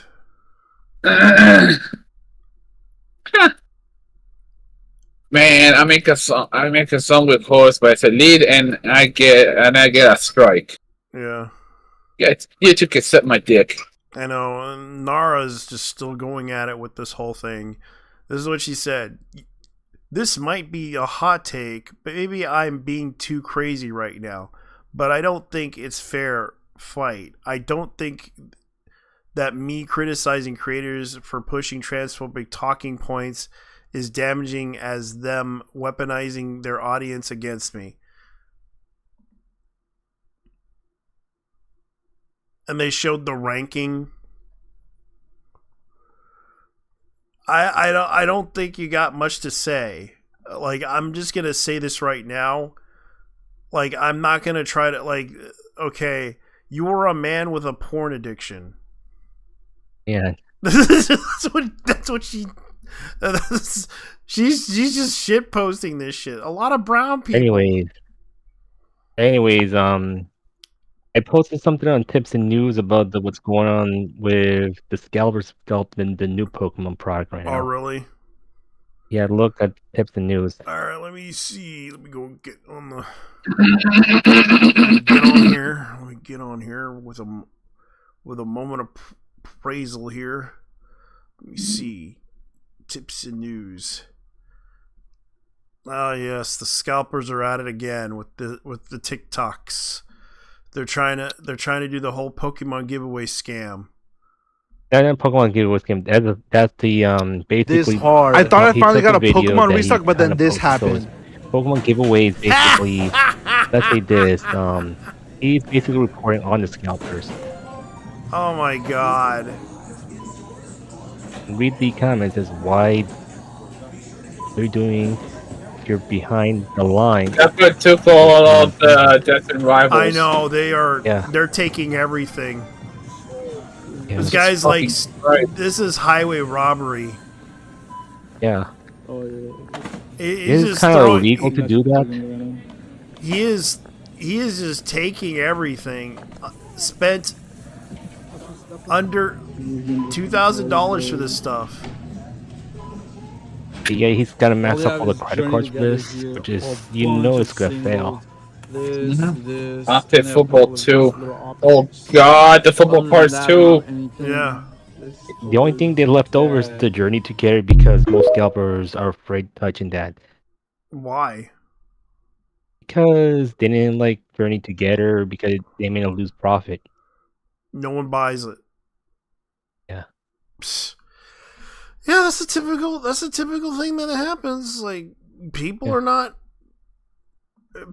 gonna buy it because it is what it is. Yeah. You got, dude, scalping. Dude, the scalping has gotten so bad with that Walmart doesn't even sell cards anymore. Yeah, and that's the problem. Like people are getting sick and tired of the fact that scalpers are buying all the cards, and people do All the either products. Yeah, every single product. And that kind of hinders people from either entering tournaments because of the fact that they use it for tournament. And that's the biggest problem. They are constantly or just enjoying the hobby, collecting them, and at some point they hold on to them that they will sell later on in a few years. Yeah, and that's the thing. Like people are getting a little upset with them over that whole issue. And it's like, yeah, it's getting to that breaking point where it is bad. Yeah, here's the thing, because I remember we talked about with anime and video games, now trading cards, they can't leave trading cards alone. They can't leave it alone because it's worth a lot of money, and they know it's worth a lot of money because there's a high demand for it. And people don't seem to understand the market value for these cards are going up because of the fact that you are buying this. If you don't buy it, then they have nowhere. Then scalpers have no way of selling it. Yeah, and yet people buy it because they want this because they're big Pokemon fans. But here's the problem with the situation: why are you supporting the company known as Nintendo? Right now, they're trying to screw over everybody. Yeah, like they're literally selling you a slave machine. You're a slave to its machine because, you want to buy this machine because you think it's a cool product. Yeah, it's a cool product, but at the same time, they're doing the same thing that Sony and Microsoft was doing for the last decade. Yeah. Always online. People didn't want that. Always, their new system is practically that. And scalpers are so stupid to buy them. Yeah. I mean that Switch. Yeah, the Switch too. Yeah, and Pokemon is owned by Nintendo. Yeah, yeah. It's basically second party, so it's part of the Game Freak. Game Freak, but they own parts of it. Yeah, they own parts of it, so that's partnership situation. So Nintendo doesn't own. But it's exclusive to Nintendo, so therefore it is Nintendo. Well, the thing is, there's some rumors that Pokemon Company might leave Nintendo because of situations like this, but they're under an A contract, to be honest. Yeah, because they're an A contract to basically make games for them. Yeah. And the problem is that Nintendo's been doing this for decades, and it's like they're trying to make right now. They're for profit. They're not for the family consumer. They're just for the profit of selling you a crappy ass product. Yeah.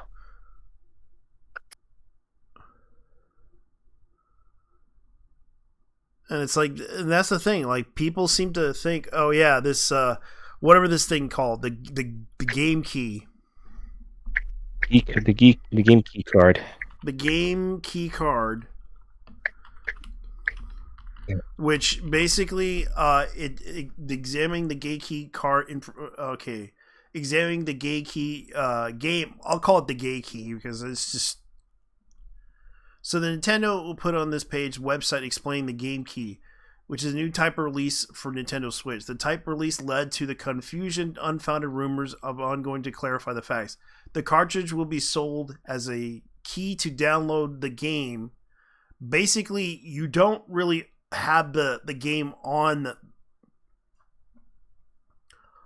the card itself. You have to download it.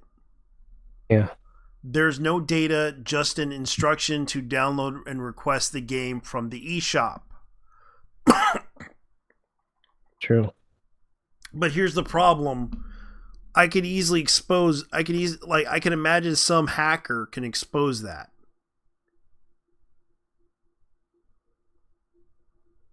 As long as it's offline, you know. Yeah, but the thing is, it has to be online to download the game. This is not all games. This is just some games. It's just up to the publisher whether they want their games to be on the cartridge or not. Nintendo announced it in the Direct that the Nintendo cartridge are advanced and can read at higher data speeds, so that they have confirmed that many of the games will read from the cartridge still. This is not new. Several Nintendo Switch games have similar practices of putting into small portions or none of the games in the cart. This has unfortunately been the game industry standard since the PlayStation and Xbox. Yeah, right. So it is kind of the thing. Like, they're basically telling people to check on the game data itself, that you have the legit copy. That's basically what it's doing. It's telling people, oh, you need to have a legit copy of the game, and it costs $80, and therefore you have to pay $80 to make sure that the game is a legit copy of the game. That's what they're trying to do. Thing is, I don't want to pay $80 or $70 for a game. That's why I'm done with modern gaming. Yeah, and that's the problem. Like, they're trying to get people to buy into the hype of the Nintendo Switch, which I kind of believe it's fine. Like, because I can understand. Like, Nintendo will buy it, parents will buy it. It's gonna sell, no matter what you do to tell people not to buy it. They'll buy it.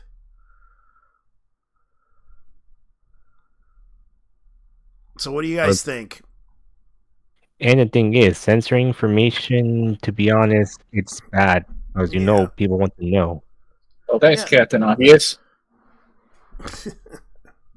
They don't want the criticism, they don't want the negativity, that's their problem. Yeah, but the thing is, Nintendo right now is causing a lot of the negativity with the fandom.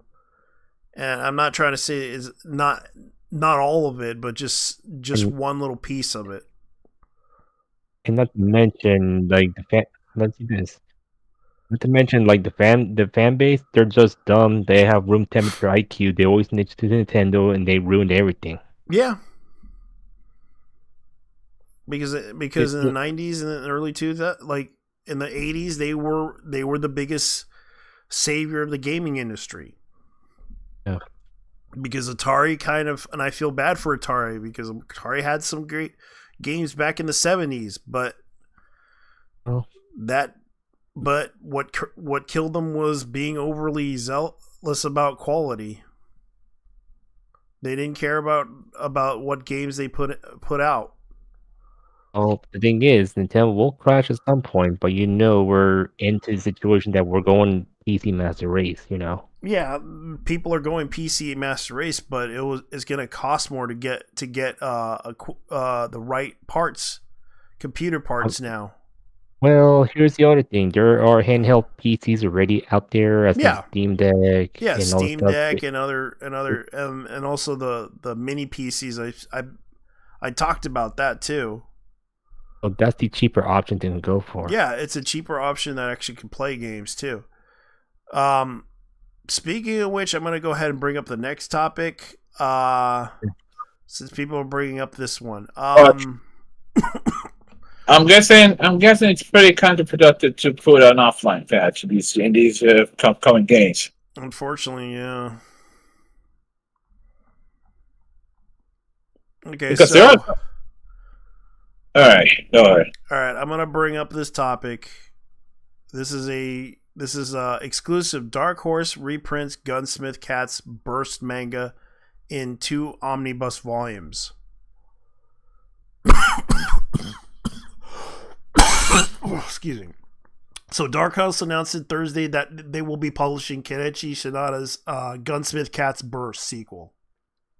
The manga in 2-volume omnibus edition. In addition, that will feature translation, letting, and retouching by Studio Cutie. The Studio Dark Horse also revealed the first volume cover. You want to buy it? Well, the problem is, where I live, well, today's where I live, well, okay, maybe not so much. Manga is not that popular. It features the Mustang 2 King Cobra. That's her? God knows yeah. God knows you. yeah. You know, that's quite a downgrade from the 268 yes, and the Mustang Mark 1 features that too. So this is a sequel.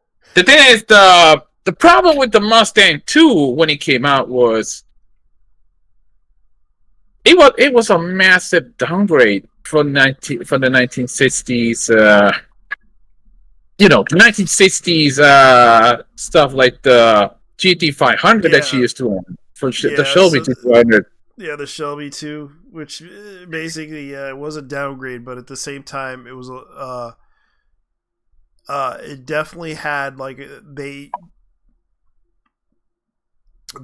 but it was a showpiece. That's basically what it was. You want to know what this thing was based on? What? You share the same platform as the Ford Pinto. For real. I didn't realize that. Yeah, for real. The second gen. Funny enough, the front independent suspension is actually a very popular piece with hot rodders. The Mustang 2 was a result of their circumstances during the 1970s. That's interesting. It's not a bad car, but a lot of Mustang fans really hated this car when it came out. Yeah. They really hated the second generation of the Mustang. I mean, ironically, it was based on an economy car, just like the Falcon was. Just like the Ford original Mustang was with the Falcon. But, and this is a huge but, let's just say that power-wise, the fact that it was associated with the Ford Pinto really hurt its sales. Although it did still fairly well back in those days. However, yeah. The irony is that the first Toyota Celica ended up being a better Mustang than the actual Mustang in that time. Okay. Yeah, especially the mid '70s fastback model. I brought it back. Probably should buy that.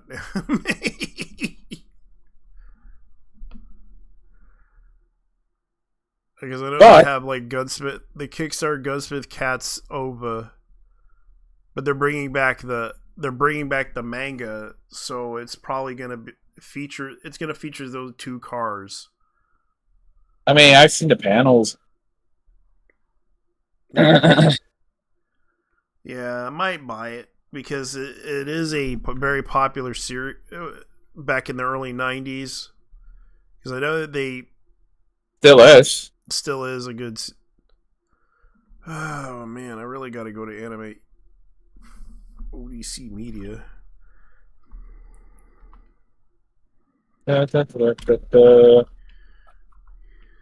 So I watched speaking of classic, well, I watched the dub of the Red Outlaws War. Yeah. And what do you think? I mean, the thing was, it was 50-50, like half and half. Mm-hmm. I mean, Lisa Ortiz as the voice of Dealer, yeah, it's good. She's good, but at the same time, well, she's a little goofy on it. Okay. That being said, however, the dub is alright. Actually, the dub was alright. Yeah. But the Japanese had a lot more personality to it. Yeah. See, that being said, though, in the case of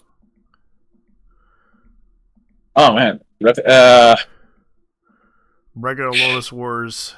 Dude, we might probably end up reviewing the series. The TV series? Yeah, that's gonna. Yeah, I told them. Yeah, I watched this with a friend. It's ass. Yeah, it's not as what you would expect it to be. Although the manga is okay, it's just the manga itself tells the story better than the anime itself, because they kind of had to rush the ending down.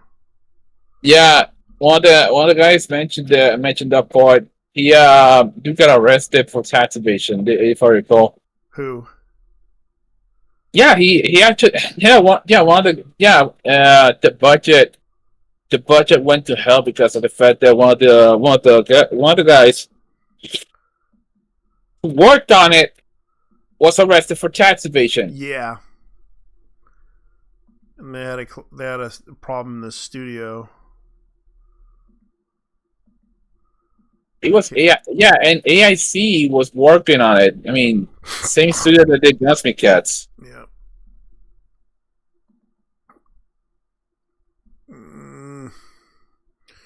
Writing Bean. Might have to buy that next. Dude, Writing Bean's tits, man. Yeah, I might buy it. Dude, you should. Writing Bean's I'll order it when I get paid. Because right now I had to spend some money buying some stuff because, man, it was hell week for me at my job. Dude, Writing Bean was honestly tits. Yeah. Let's see. Instar. The first teaser of Instar, the original sci-fi anime series about a young man who wakes up as a monster. His body no longer his own as he fights to reclaim the control. He pulled into the world. Okay, so this is a project that someone did, and it's under Vidu AI. And the studio that's doing this is KP Comic Studio, an anime studio art production house specialized in character design background, and they're from Thailand. I'm not joking. Thailand? Yeah. And this is a Thailand animated so I'll call it Thai animation. Mm-hmm. And they actually have done a lot of projects. So we'll see what they could do, because I'm looking at their projects and everything. By the looks of it, they're not holding back on what they do. Yeah, they made a Yao story. That's funny. Okay, so I mean, it's Thailand, so yeah, it's Thailand. The land of the ladyboy. Yeah, the land of the ladyboy. That's also the land of pretty ladies too.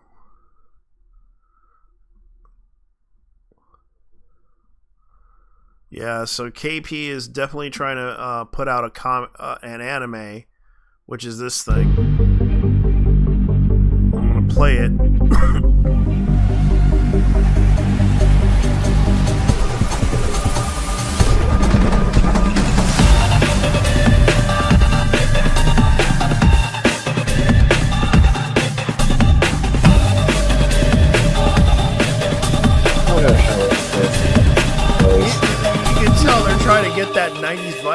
their stylization could improve a little bit if they had a little bit of more movement into it.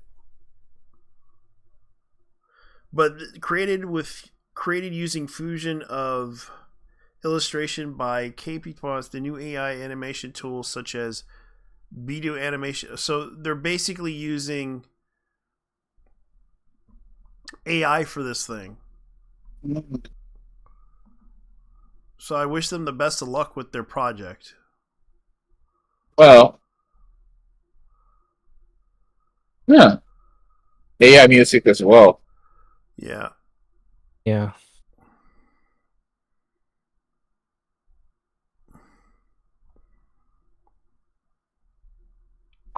Everyone's Hey, like, man, that's people correct. just keep posting like Go 13 professional. Go 13. Yeah, there's Google 13 is making a comeback supposedly.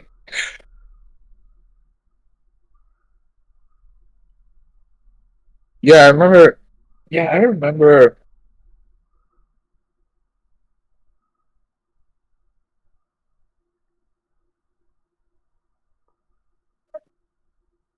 Oh God.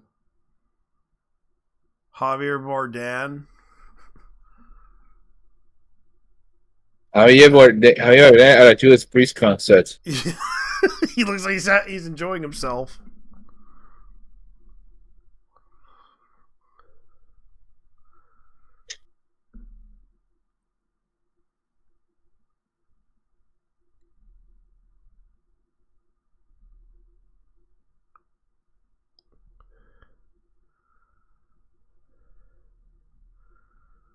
Yeah.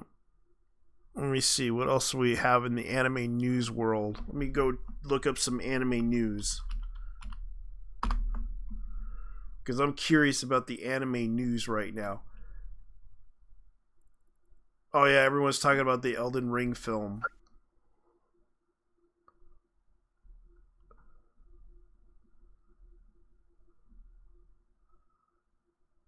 I'm a curse crapper. I don't need S rank party. Gets an anime, another isekai.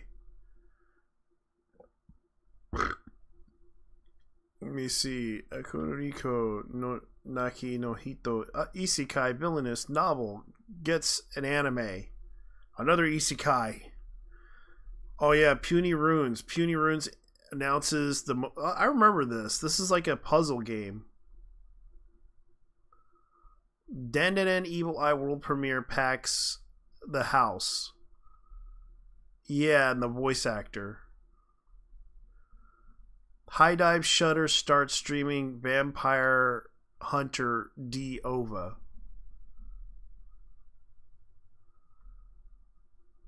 What else is there that's interesting? Introducing Mineralogy Anime. New video unveils more staff and theme. Okay, so that's a new anime. Crayon Shin-Chan film trailer unveils Saucy Dog theme song. Yeah. My Hero. I gotta watch that one. My Hero Academia Vigilantes. Yeah, speaking of which, you want to finish up on that anime?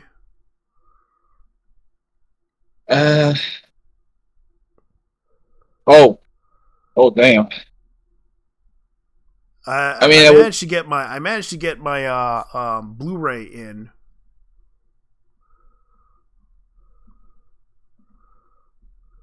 I'll talk a little bit about what else is going on, and then we'll take it from there. Yeah.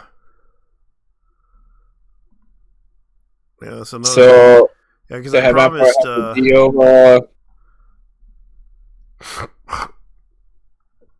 Yeah, I'm gonna go tell those guys. I'm gonna send them a message and tell them, hey, I managed to get my anime in.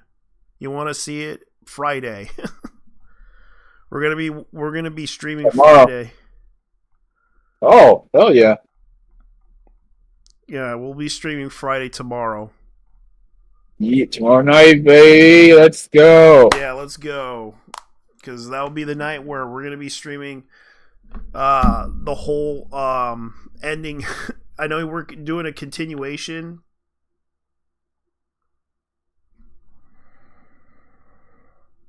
we're doing a continuation of of the whole series of what you would call it, Bubblegum Crisis, and maybe we'll probably stream that one anime that I have in the mail. Because that I managed to get out of the mail, which is Matt Cross' Do You Remember Love movie. Oh, okay. Which I managed to in the case of Balkan Crisis, there's a chance we might end up doing an episode on it in the anime podcast. Okay. Yeah, there's a chance because I'm gonna be the one suggesting it. Yeah, because I know that anime is really good for its time, so hopefully you can get yourself a review in there. It's actually in the case of the cyberpunk genre, it is actually one of the more iconic series. Yeah, the third OVO didn't do so well, sadly. I had it collected because I still like it. I know that the 2000s version that they had for the TV series, it's okay. It's not like the very best series, but it was okay. I'm trying to find 80 Police. That's another thing I'm trying to collect in the out of my Blu-ray collection that I want to get. There was a lost there was actually lost series that ended up being lost media. The Parasite Dolls. Yeah, that was the one. There was a lost media of the Balkan series. Yeah, Parasite Dolls is another one. 80 Police is another thing that I want to get, but I know there's like a lost media of the TV series of 80 Police. The fuck? Yeah, the 80V version that they released. There's like that's two versions. What media? What the hell? It's called 80 Police Protect and Serve. Good lord, wasn't the one with the... And it was released on ADV. Like, I'll show you. This is the cover for it. Let me go get it. They used to have the TV series back in the day. Yeah. But, 80 Police Protect and Serve, which I never got to see. I might have to look it up via the 7 Seas. Because it was a 80 Police began as a 3-part OVA series, prequel to Bubblegum Crisis series that was called 80 Police Files, released in 1990. 9 years later, the production team decided to use the worldview background of the original 80 Police and fleshed out a bit more, making the anime series consist of 12 to 30-minute episodes. By updating the storyline as well as adding more updated elements of reality to have to do with the new millennium, the new 80 Police series sought to create a series that surpasses the predecessor. The problem was it didn't do so well.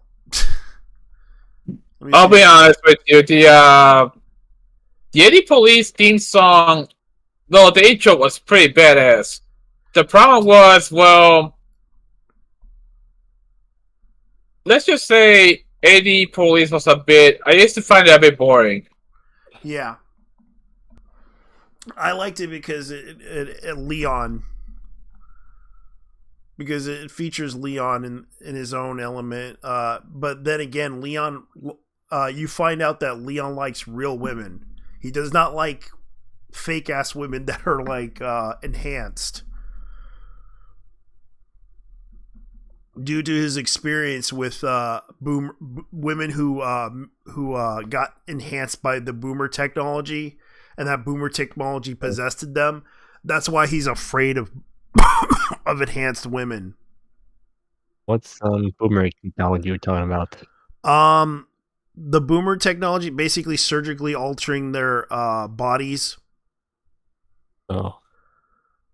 that's basically what happened. What happened was he was attacked by a boomer that was a female prostitute, and the boomer went haywire and started killing people. And what happened was the boomer tried to rape him.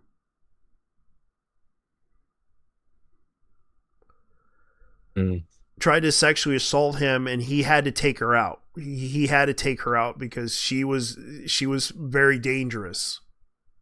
Oh, because he was practically afraid of her, and he doesn't like he doesn't like. That's why he has a thing for real women, not for because Pris is like, she's not enhanced or anything. She's a real woman. The problem is he has a problem with like the women that are like so surgically enhancing themselves that he's afraid of them. Because he's afraid that they might just get they might just go cyberpsychosis. You mean cyborg women? Yeah. Cyber pussy is it's a crazy shit. Yeah. Because it explains why he has a thing for Pris, because he likes real women.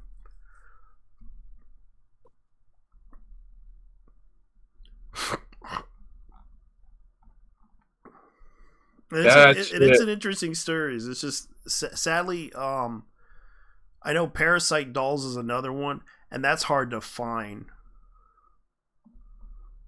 Like, let me see if I can find it, if they have a Blu-ray for that one, because that came out in 2003.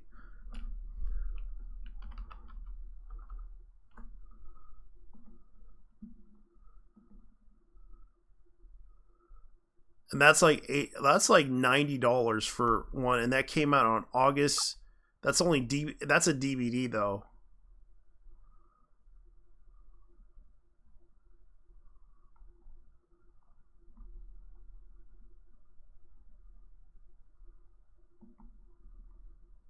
Bubblegum 2040. That's another one that I seen before. But you can never find that OVA series here. They never printed that series. And that's the thing, like that's what's going on. All right, let me go ahead and get back to the room for a moment and try to at least get this done. There we go. How's it going, everybody? But as far as I know, I just wish they did this. Oh, speaking of which, what are your thoughts about that whole situation with Crunchyroll and the Anime Awards? Hello? Didn't watch it. You didn't watch it? Yeah. They featured some trans people. The Crunchyroll, yeah, basically, how should I say this? Frieren didn't win Anime of the Year according to Crunchyroll. That ended up being Solo Leveling. Yeah. Yeah, like I was like looking at the list of animes that were like winning. So, Anime of the Year was Solo Leveling. Film of the Year, Look Back, which I never heard of, but I gotta look at what Look Back is and what production company is before we start, because it managed to win an award, and I never watched this film called Look Back.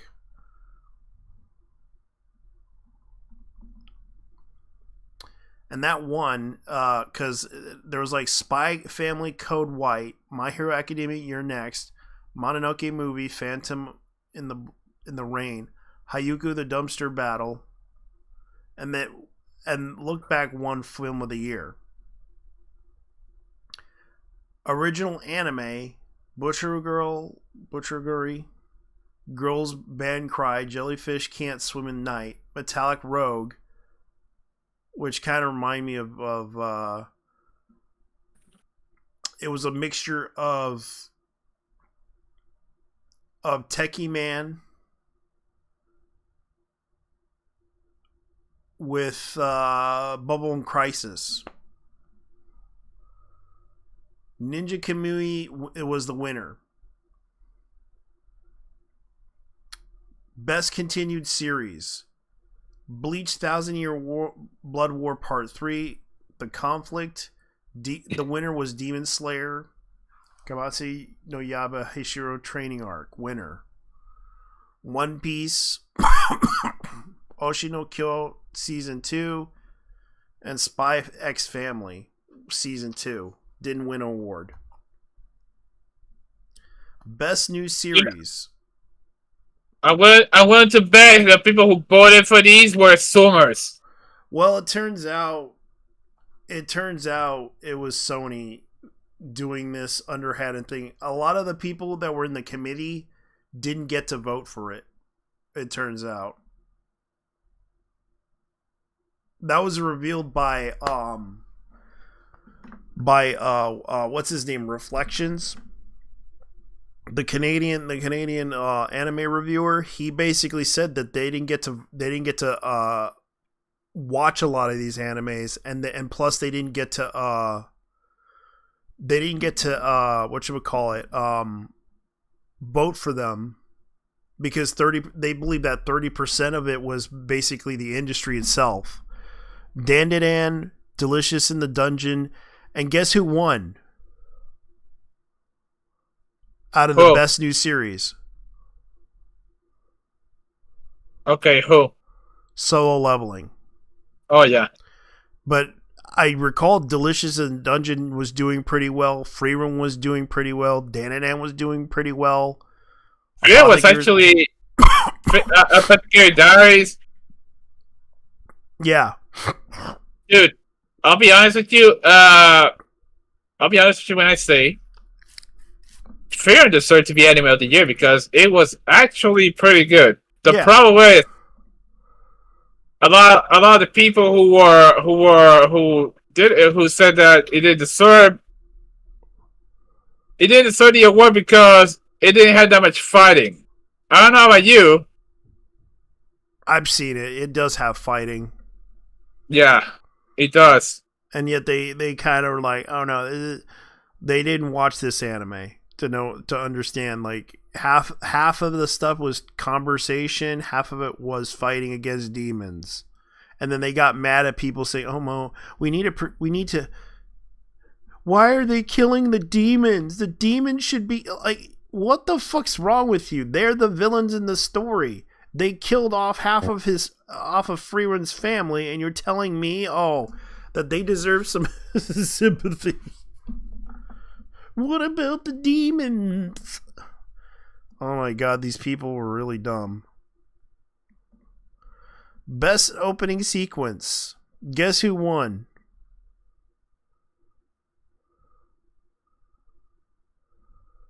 Okay. Creepy Nuts, cool. Dan, the winner. Ugh. Yeah, I know. Dan got a. Okay, here's the best ending sequence. Guess who won that one? Yeah, no. Here's the thing. The thing is, I hate creepy nuts, dude. I know. Solo Leveling, Request Crag. Ha! Yeah, Solo Leveling got the best ending. I don't know how that happened.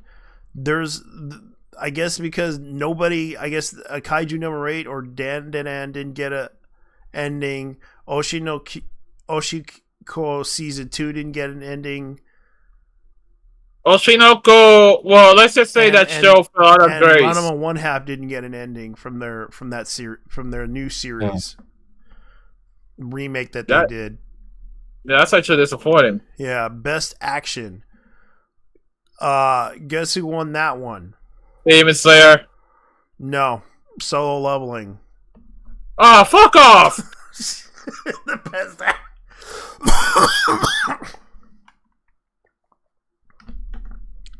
Really? And I thought Windbreaker was going to get the reward, but I guess because it did have action in it too.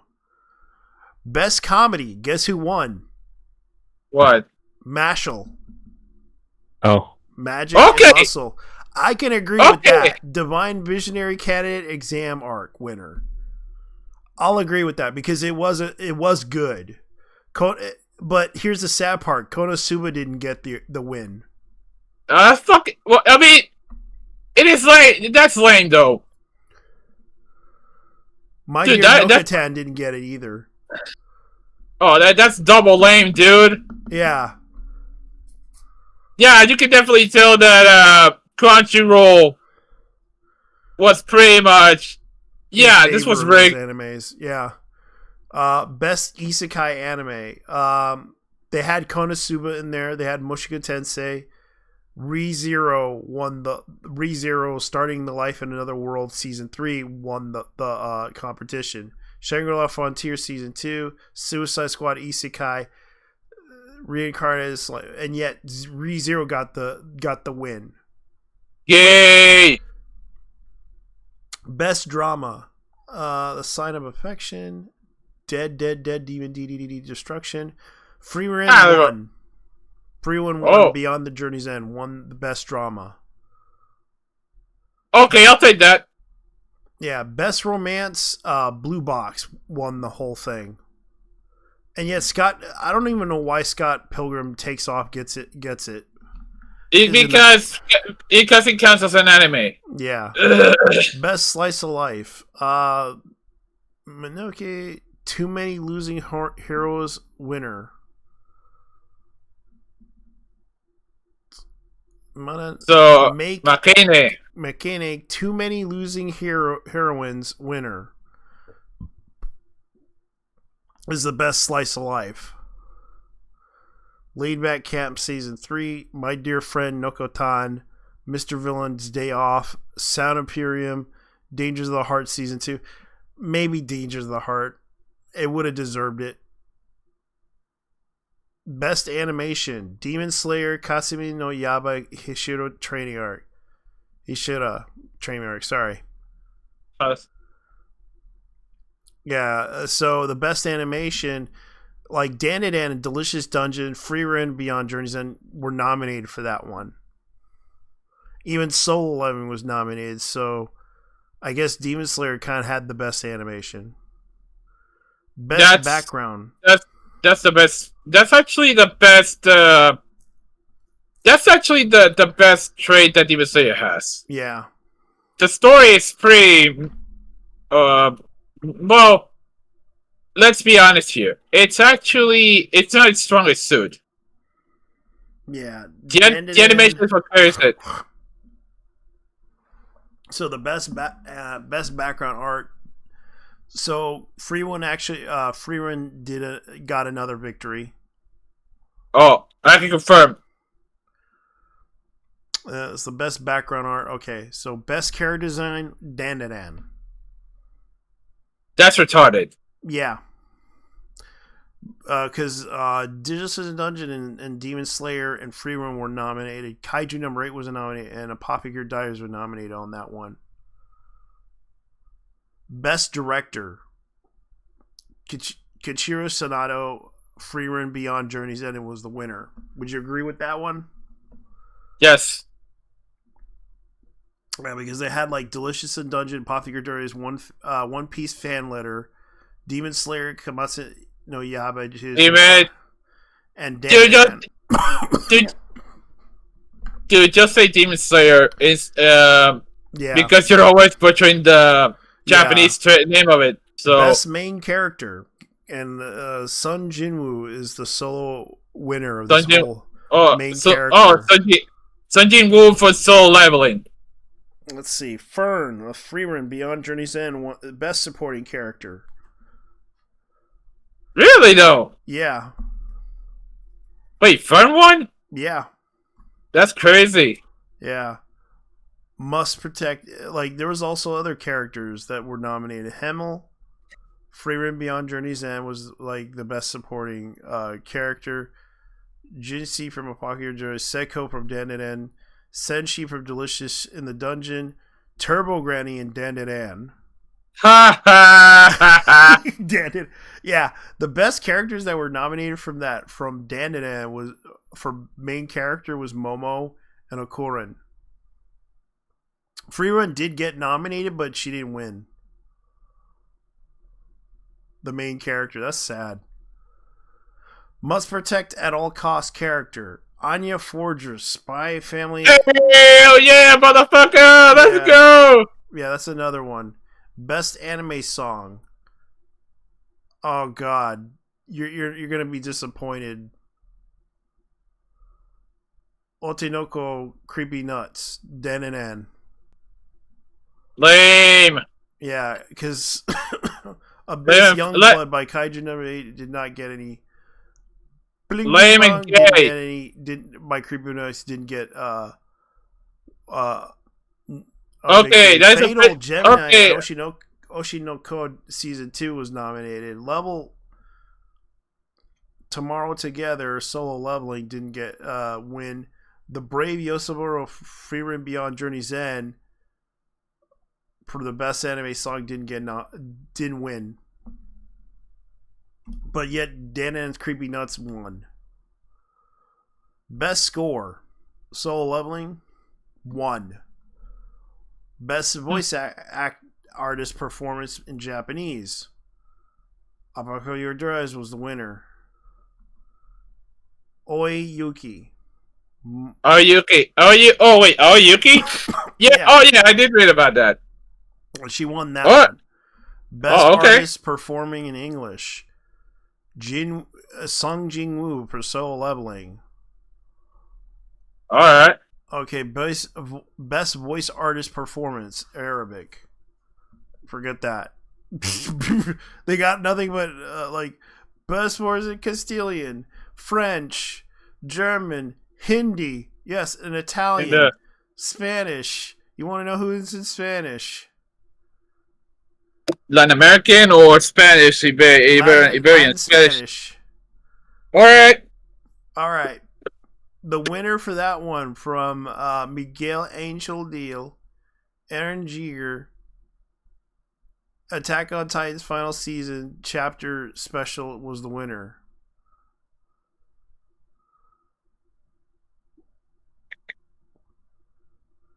And they couldn't get Freerun in Spanish to win this one. That's sad. I'll be honest with you, the English dub for the Freerun sucked it though. Yeah, it wasn't because the lead for that one was kind of like she kind of sounded too mature as a character. Like she sounded like a mom than a character. And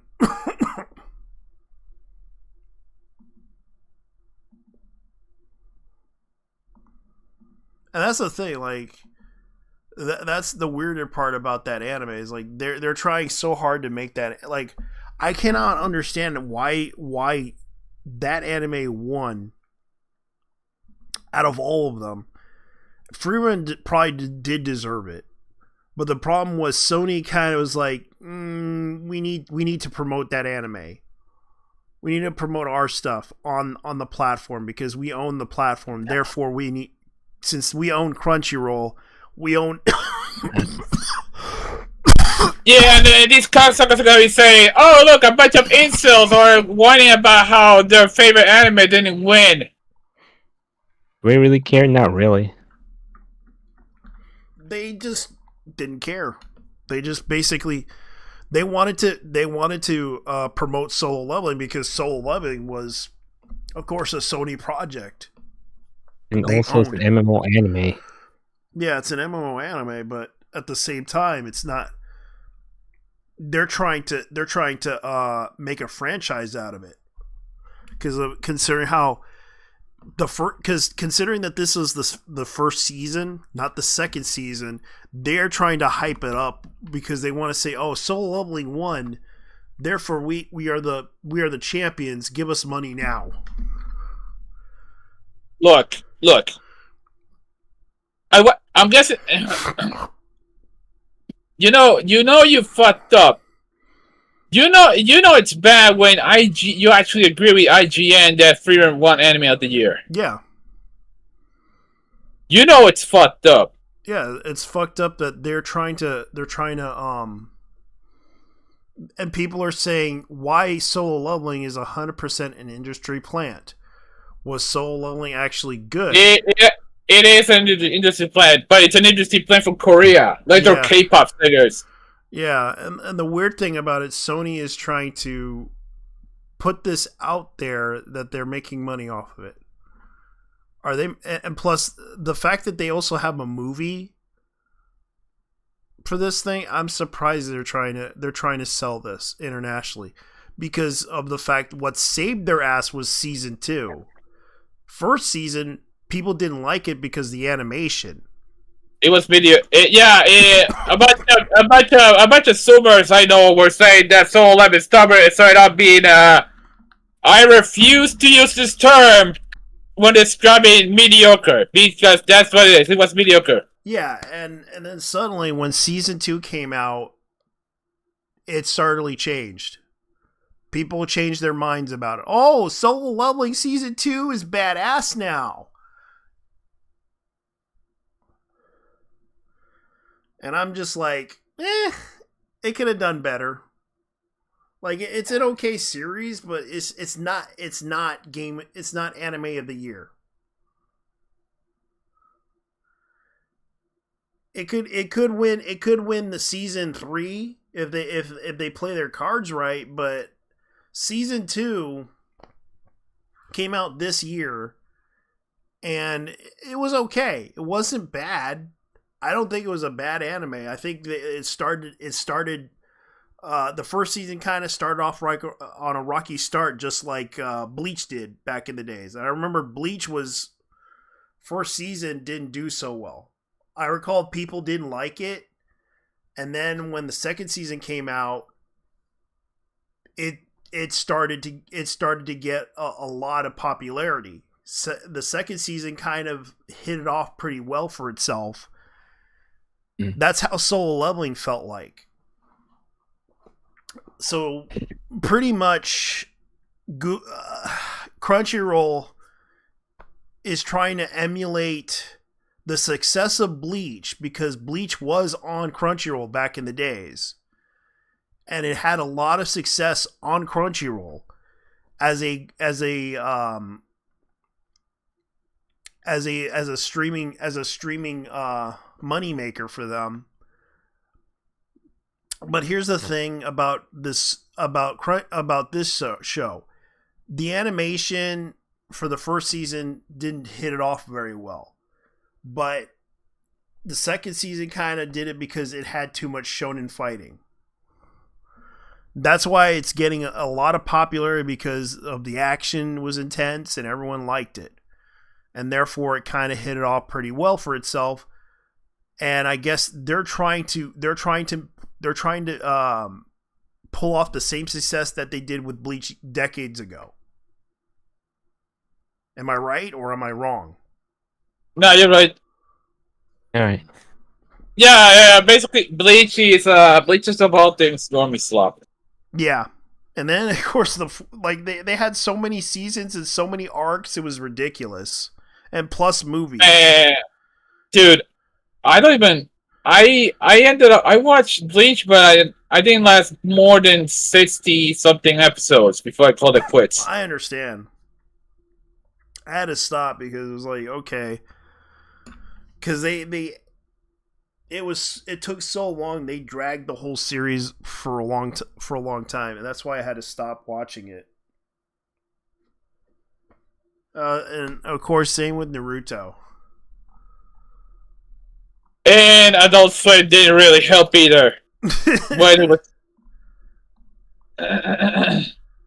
But I will admit, it's okay. The second season's okay. I did think it's an okay anime. For what it's worth. The intros were good, though. Yeah. The intros were actually good, especially Ichi no Hana. Yeah. And now they're trying to get another season 3 of Solo Leveling, which they already ended with season 2 and a movie. Keep in mind, they released the movie in theaters and no one cared about it. Dude, Tita Kubo really loves money, so... Yeah, and they released the movie in theaters, even in the U.S., it only made like about probably almost 2 million, I believe. I mean, But Peter Google said that he was going to retire when the show ended, but then, the show came out again. He just wanted that cocaine money. Yeah, but here's the funny part about that was when Solo Leveling was released, it was released at the same time when the Lord of the Rings anime came out. And it beat out in the first week. Solo Leveling movie beat it out. And I couldn't help but laugh at that. Out of its first week, Solo Leveling movie beat the Lord of the Rings anime. That's actually crazy. That's actually crazy. Yeah. I mean, the anime was already a shit show to begin with. And I couldn't believe it. Like that was the weird thing about it. Like they, like you think like there is a Solo Leveling movie. You don't believe me? Search for it. Yeah, Adora. I mean, I wouldn't be surprised. Yeah, it's called Reawakening. That's what it was called. It was in 2004. And 13,000 people on IB gave it an 8.8. Considering this was a Korean manhwa, well, yeah. Since Black Gold, and you remember Black Gold? No. Oh, Black Gold. It was called Kuro. I forget what it was called. Good. It's called Black God.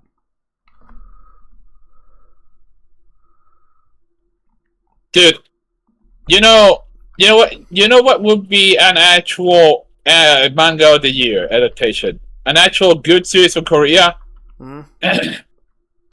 Yes, I'm saying it. Dawn Nigga. Dude, if Dawn Nigga never doesn't get an anime adaptation, what the hell are they doing? I don't know. He's trying. He already put it on YouTube. But there's some drama surrounding him from what I heard. It's called Kurokami. That's what it's called. Okay. That's what it's called. Like, I'll show you what it looks like. It is a manga. And I remember it was released in 2009. Interesting. It was an interesting story. Kurokami Black God.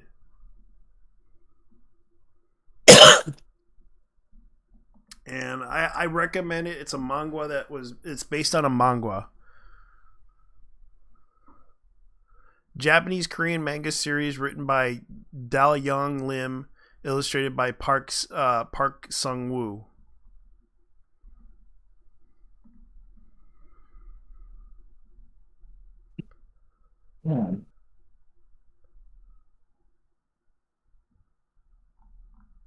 Interesting anime. But kind of a sad, tragic ending. You know what else? You know what else is actually? You know what would be crazy? If you know what I'm waiting for? I'm actually waiting for Rooster Fighter. So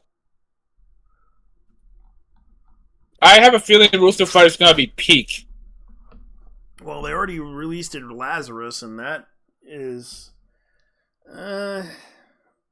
mediocre. I heard. Yeah, it's a mediocre story.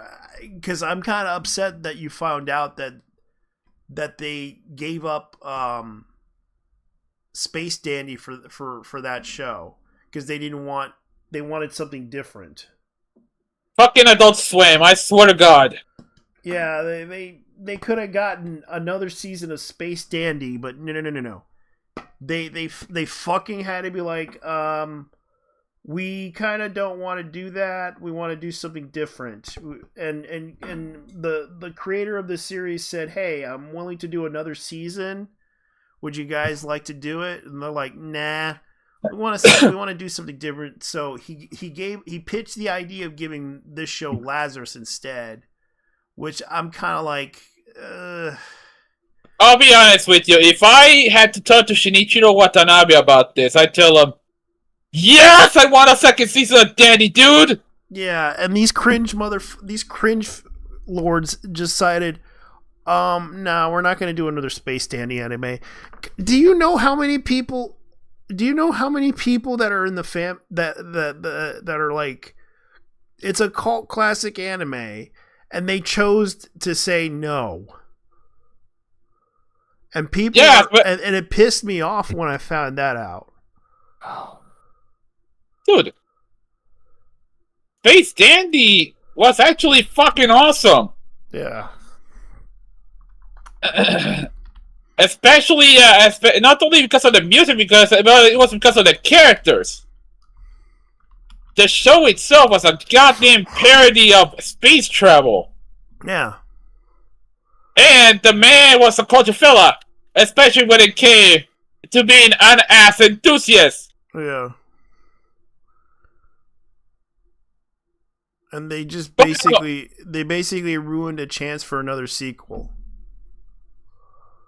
Yeah, and then these kids were but guess what? But they don't want that. But they want like an 8th season of Rick and Morty. Fuck you.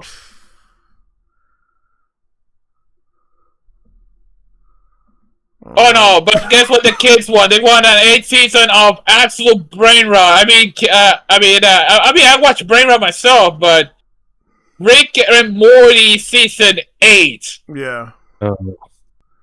Oh yeah. No, it was actually Rick and Morty the anime series. Yeah, that's what the kids want. That's what the kids want. Yeah. They wanted to ruin that thing, and that's the thing. Like, we were talking about this and realizing, oh my god, they chose, and right now they're in no position right now because they're losing money off of this shit. They really want to destroy Cartoon Network. You know what? Good. Maybe then they'll learn what the people want. They won't. They don't give a shit, man. Of course they don't. That's the problem. Like, they're literally just trying to piss off people. Like, all the stuff they do is literal cringe. I don't even watch Adult Swim anymore at all. Like, not how many years. Yeah. Yeah. Honestly, though, it's for the best. Maybe it's for the best that Adult Swim never actually doesn't, Maybe it's for the best that they fall, because honestly, if they're gonna be giving us shit like this, you know what? I'm glad that these fuckers should. I'm glad that these fuckers should. This is the same channel that brought us IGPS too. Like, goddamn, man. I know, and this is the thing that pissed me off about it.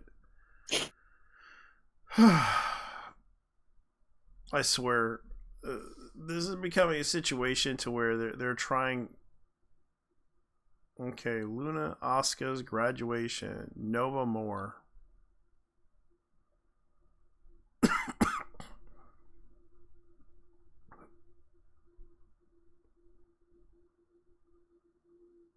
Anyways, I'm gonna get off now anyways, guys, since... Yeah, it's getting late, and I know that people... Oh, man. It's like I tell you, I live in the East Coast. Absolute brain... Yeah, absolute... Man... I'm actually fucking angry about that part. I wasn't interested in watching Lazarus to begin with. Yeah. I wasn't interested in it. But still, fucking hell.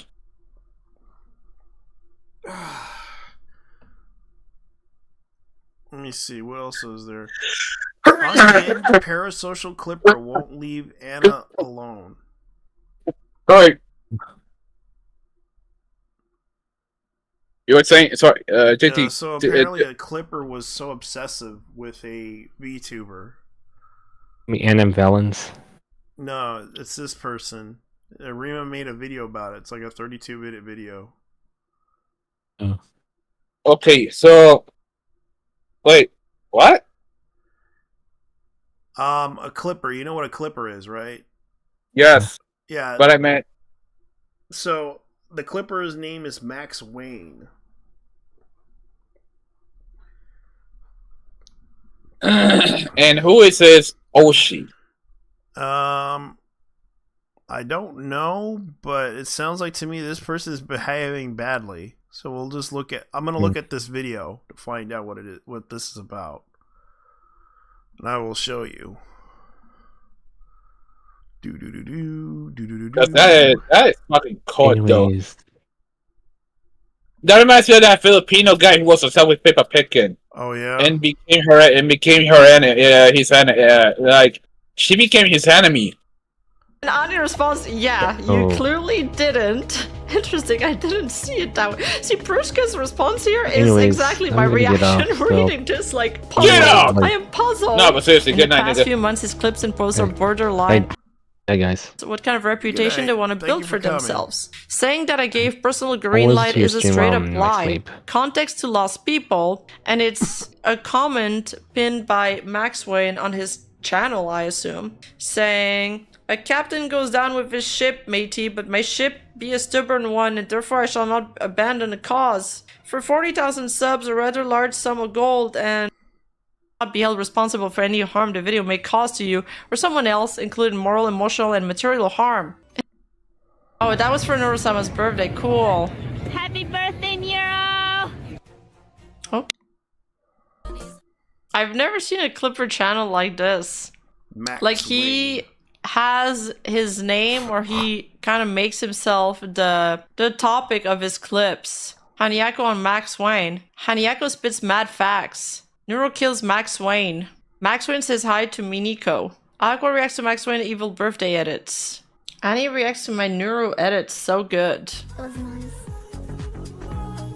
What is this? Oh yeah, now I remember. She's like Neurosama's. Oh, Annie. Yeah. Oh my God! Really? Yeah. Yeah, that's Neurosama's mom. Well, adopted mom.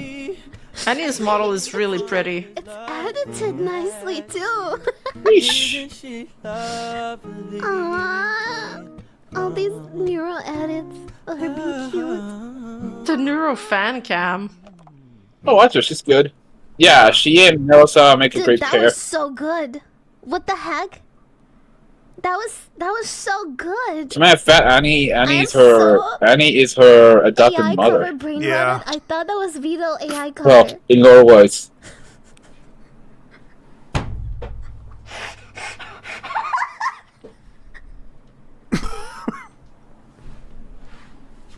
So, what was the context of the man's essentially that? From the beginning? The obsessive clipping.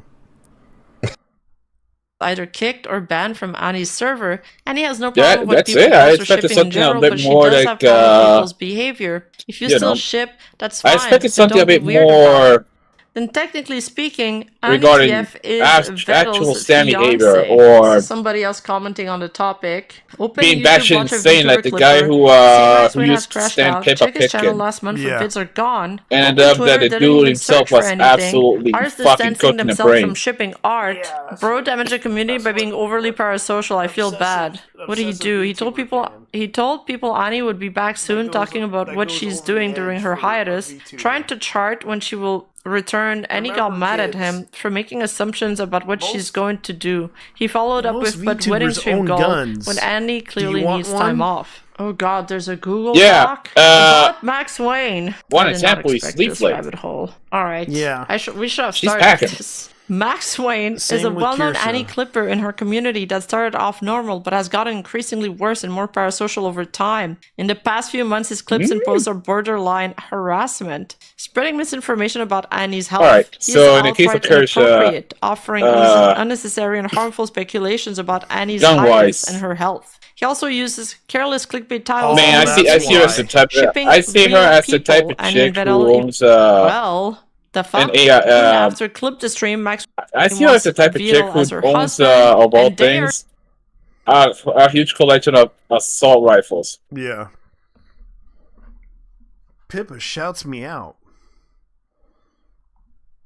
Man.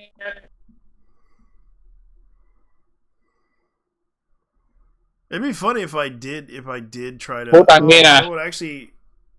Someone actually oh man. Someone actually uploaded Exandu, Dragon Slayer Detsutu, full 1989 OVA English subs.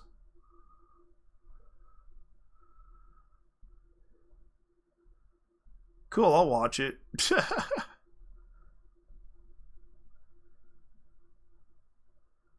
I might watch this later.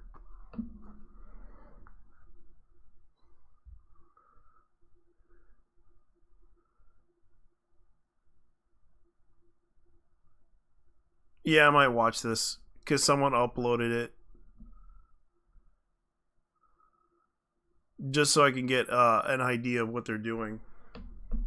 A huge Minecraft VTuber. Oh yeah, I heard about this one. Apparently this VTuber was a huge Minecraft VTuber, and he had got arrested. And I heard about on Reddit. Someone on the spectrum, I really. Oh, okay. Mm-hmm.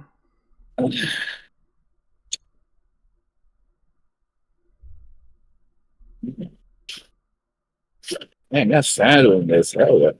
Oh, Sandu. Alright.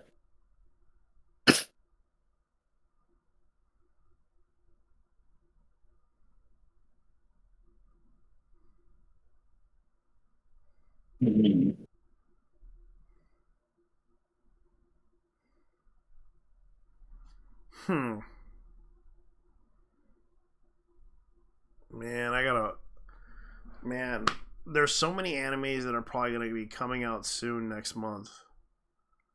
But it's like, man, I can't believe this.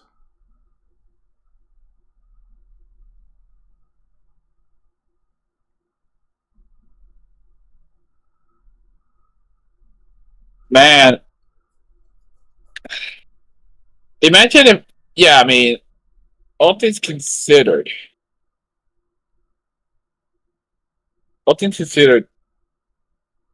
one of the most, I won't be surprised if Vice would end up being doing another absolute smoke brain move.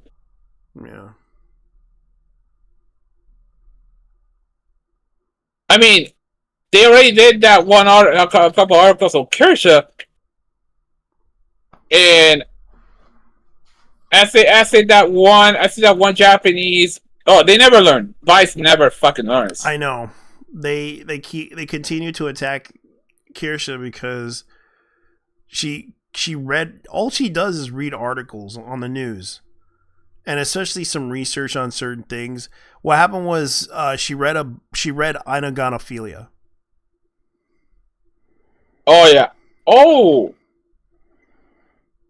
And she also read articles like about this one thing called POCD. You know what that is? Yeah, pedophile obsessive compulsive disorder. Yeah, which kind of probably why what's her name was targeting her. Same with food shops. Because food shops suffers from POCD. You know what's fucked up? She absolutely hates Leaflet with a passion. I saw that thing molding in one of her streams.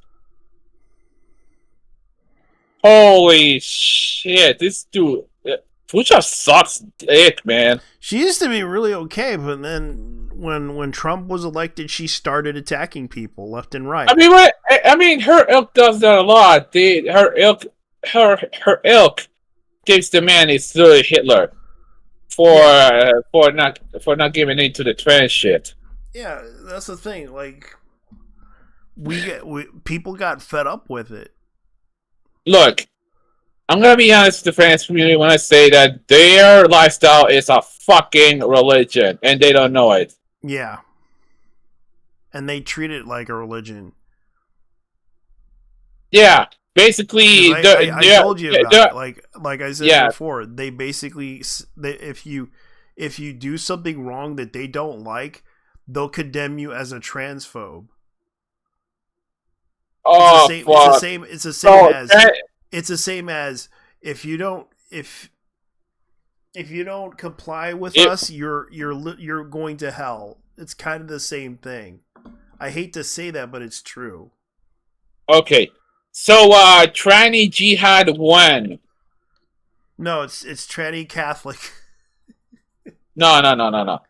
Tranny Catholic. No. These guys are evangelicals. Yeah. Catholics don't behave like this. At least not the regular ones. Yeah. It's just kind of sad that I would say overzealous.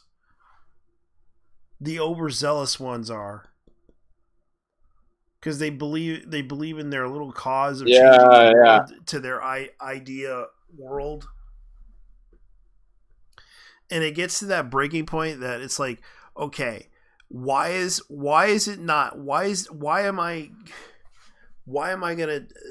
are people trying to bow down to this? It's ridiculous. It's stupid. Why the fuck did you have to let these people do this stuff to people?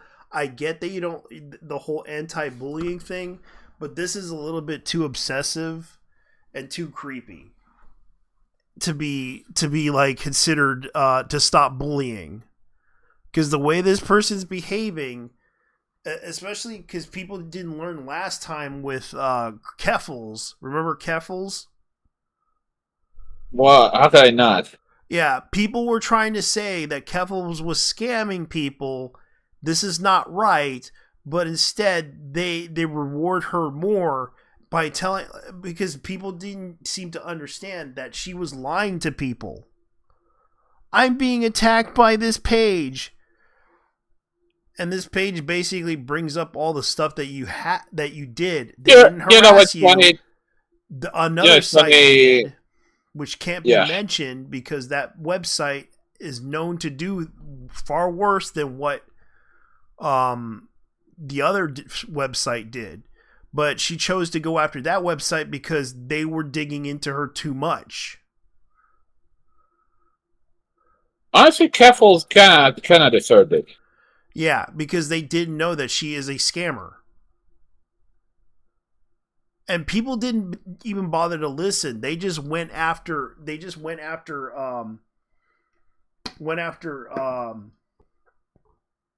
some ordinary gamer. Remember that one?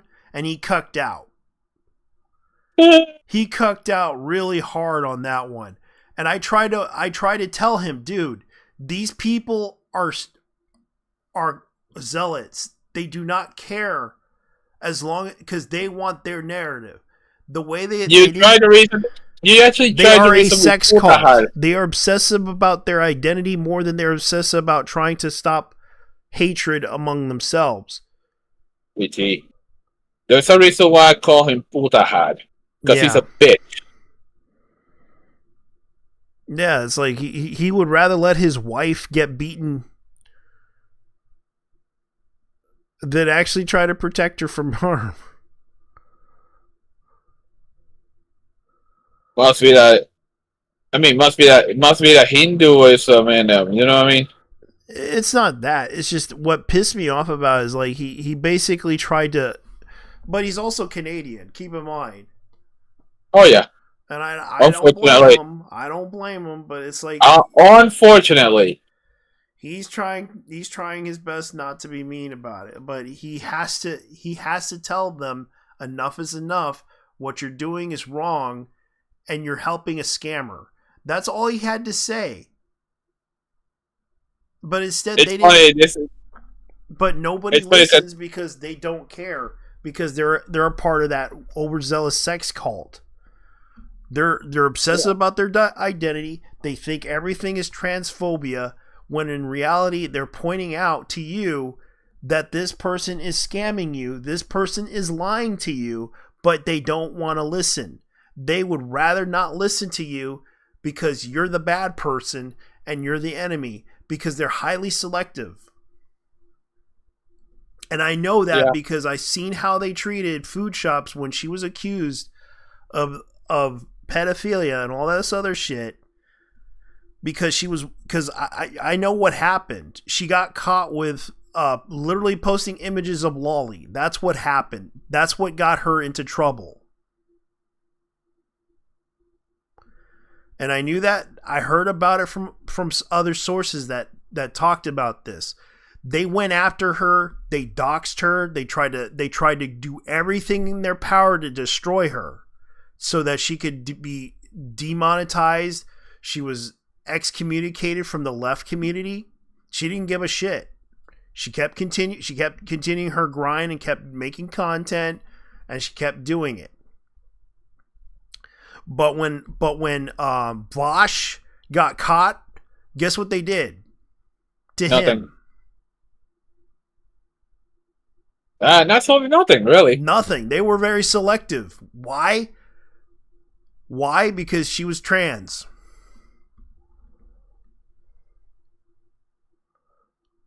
They would rather target her because of the stigma. But when Bosch did it, no one cared. It shows how hypocritical these people are.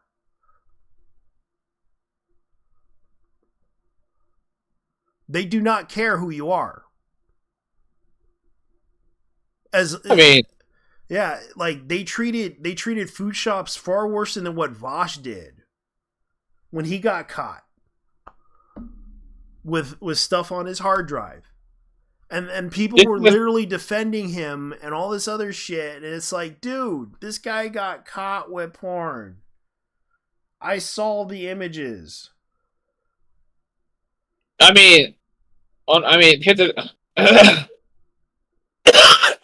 This man is responsible for coining the term ethical CP. Yeah.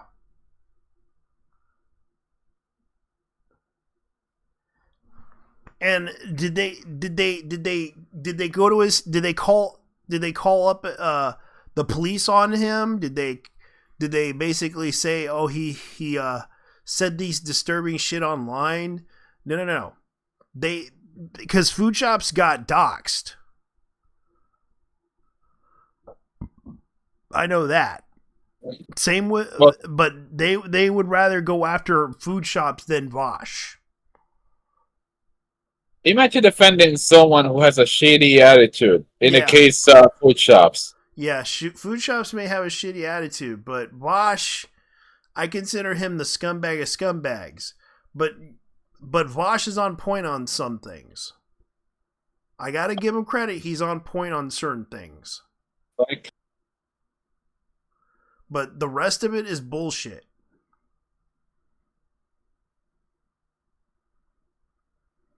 Dude, look at the program. Notice it's dead. I know. But the funny thing is, he stopped. I think he stopped when the money ran out. When the government money, you know what I'm talking about. Oh yeah. He lost his money. The government funded. If he can't stop talking about the government and he would stop. Oh yeah, you mean don't tell me he was getting the USA money. Yeah. Okay. That's kind of the funny thing about it. It's like people don't seem to get it. The guy lost the guy lost American money, but the guy keeps preaching about communism. Yep. He and Destiny 2.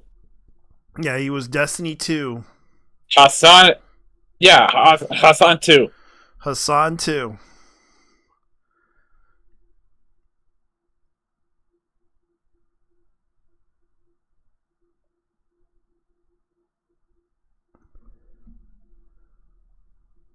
Speaking of, Speaking of,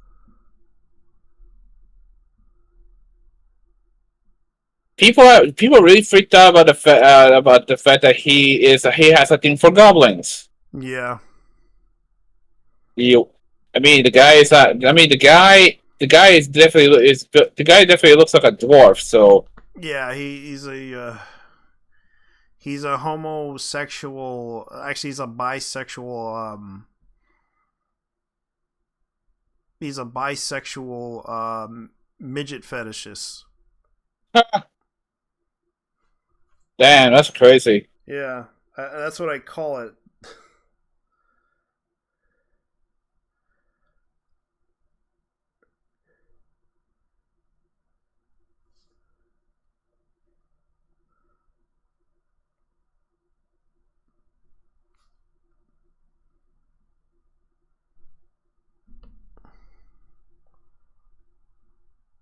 Oh no.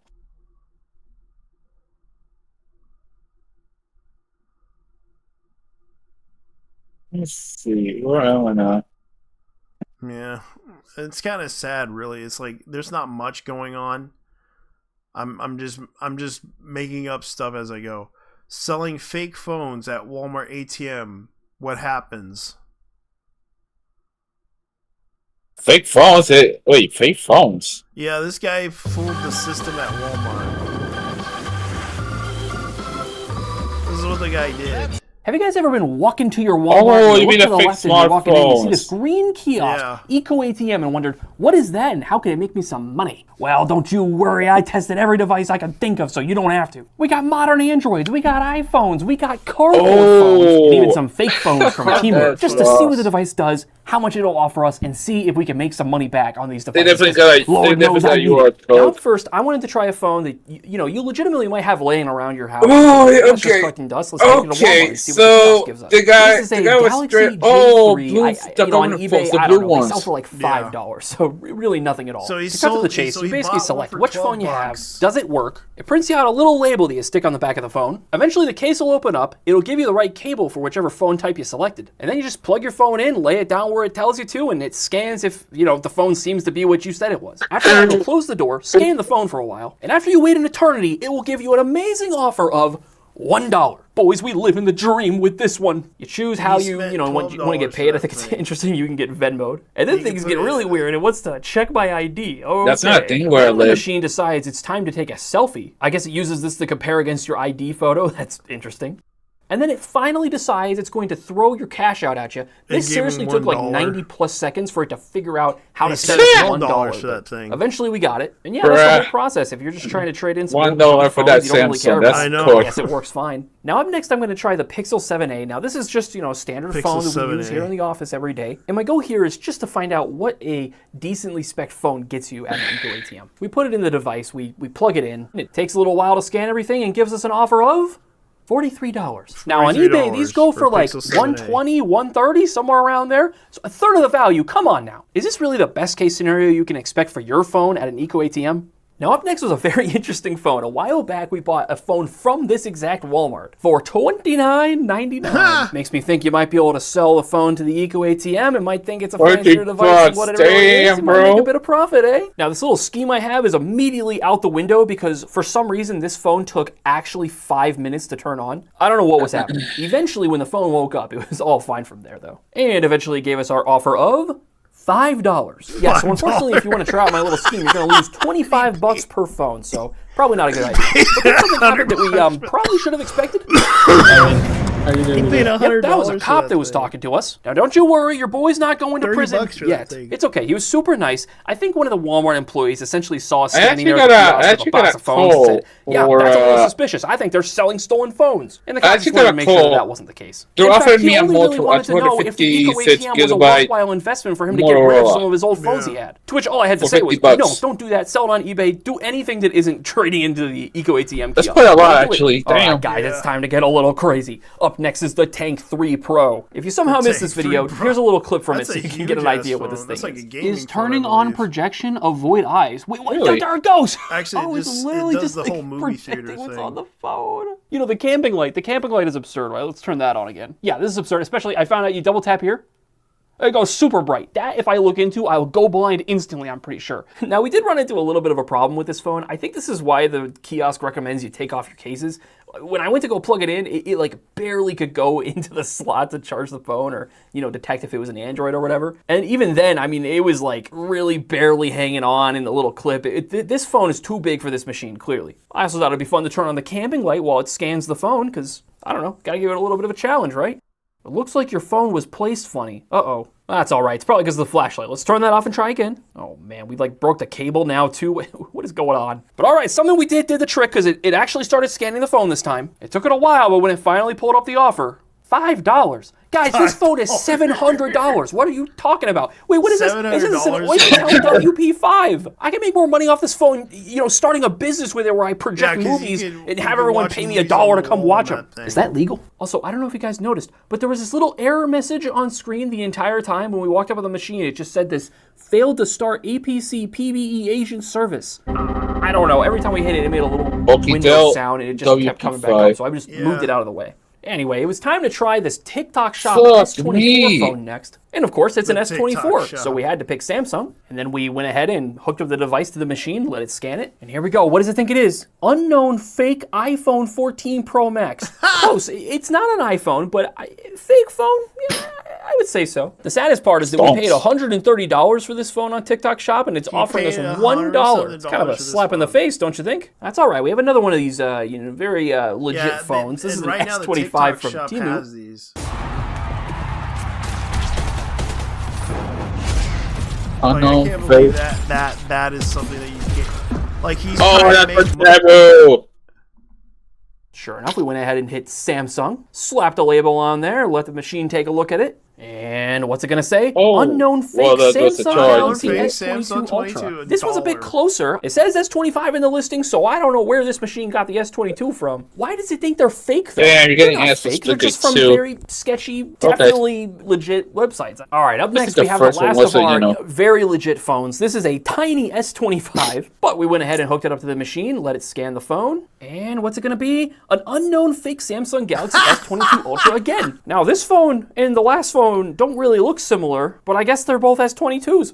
That's news to me. Anyway, it offered $1 again, so yeah, you know I'm not going to accept that. All right, up next I have a real fake phone to throw at the kiosk. If you missed out on yesterday's video, this is an iPhone XS Max inside of an iPhone 16 Pro Max case. But what is the machine going to think of this one? I think this might trick it, honestly. Will the machine also call this a fake S25 Ultra? After a while of scanning, what's this?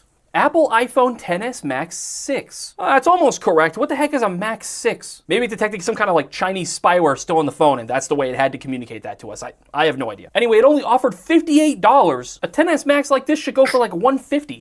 But we paid $300 for this stupid thing. All right, anyway, on to something much more legit, right? We have this folding phone from AliExpress. Now, folding phones, you know, they're very expensive, $1,000+. We paid $18 for this one, so I'm really hoping we can get a good, profit off of this device. Which way does your phone fold? Yes, top to bottom, clearly.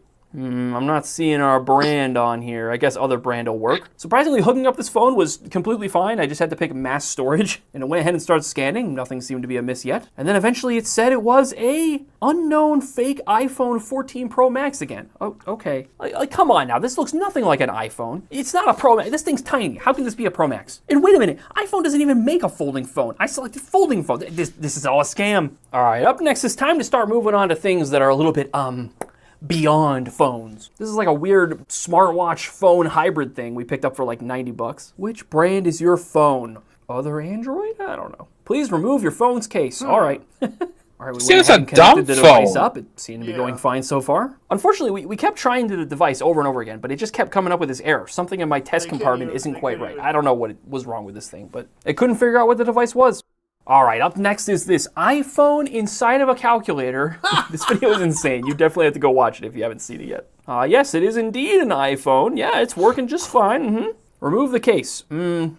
I guess that'll work. Just slap that sticker right on the back of the calculator. Now, I had a little bit of a problem plugging the device in because, as you can see, the charging port is like a little odd, and you can't quite fit the thick cable they provide in there. So, yeah, this wasn't going to work, unfortunately. But that's all right. I really wanted to see what the device thought of my amazing iPhone calculator. So a motherfucking Texas Instruments this was another calculator. Device where it just Damn. it could not figure out what was happening inside of its test compartment right now. All right, up next, we're really getting wild. I'm pulling out the pen phone. Yes, you heard me. It really does work like a pen. Now let's see what the Eco ATM machine thinks of it. Wow, look at that. It just connects right up. No problem. Wait. What does this say? This looks like an Apple Watch, which I don't accept right now. What?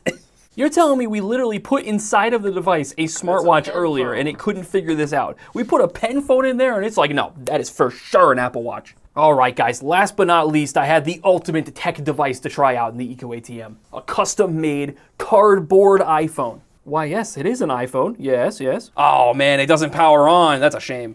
Yes, I have removed the case. Oh, time to stick the sticker on the back of our Apple phone. Yeah, we went ahead and stuck our cardboard phone inside the compartment. We let it scan the phone for a little bit and... Wait, that's not an error. It says it's an Alcatel one-touch pop mega parentheses. Hey, guys, look at this. They're gonna pay me $1 for my creation. All this phone cost me was like 7 minutes of my time to make it. Okay, but seriously, don't try this. This is a really dumb idea. They scan your ID when you try to get money from the machine, okay? They will find you. And don't worry, I did not sell our amazing cardboard phone to the kiosk. The only phone we actually did sell was that very first one you saw. I just can't believe the kiosk thought that this thing was a phone. If you want to see me do more terrible things to kiosks, you'll probably really like this video where I mess around with some red boxes. But wait, before you do that, you gotta subscribe to Smokin' Silicon, comment down below which phone I tested out was your favorite, and like the video, of course. I'll see you next time. Bye-bye. This Hulu Plus Live TV lineup is stacked. Let's meet the All-Stars. Live TV, Hulu, Disney Plus, and ESPN Plus. Oh, well. This is insane. That's it.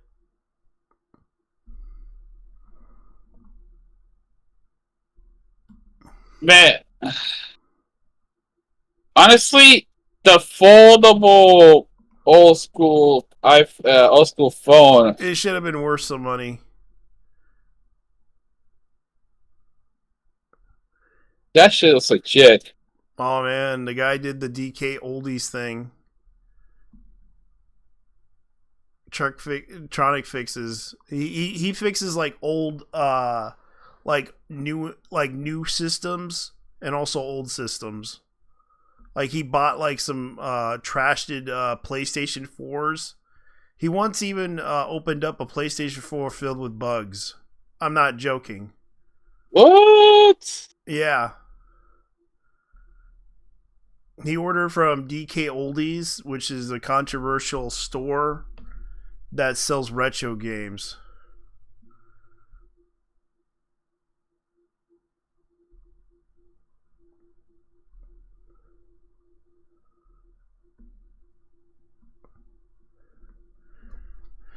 Oh well.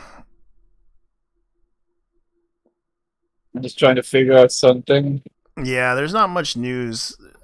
I haven't really. Let me look up some news because I haven't really been active online, and yeah, I know you were working, so yeah, it was killing me working at the job for straight 11 days. What more? We did spats. I know, it's like I was nearly getting a hernia from it.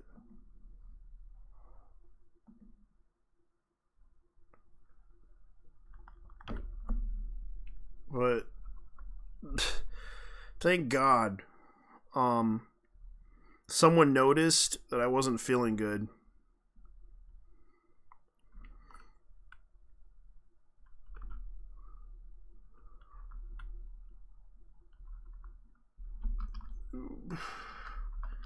Anime.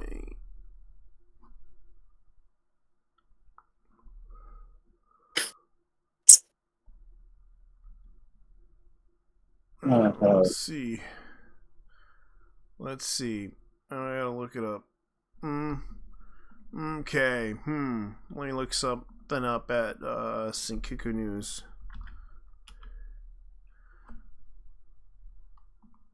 Because I can't get into the...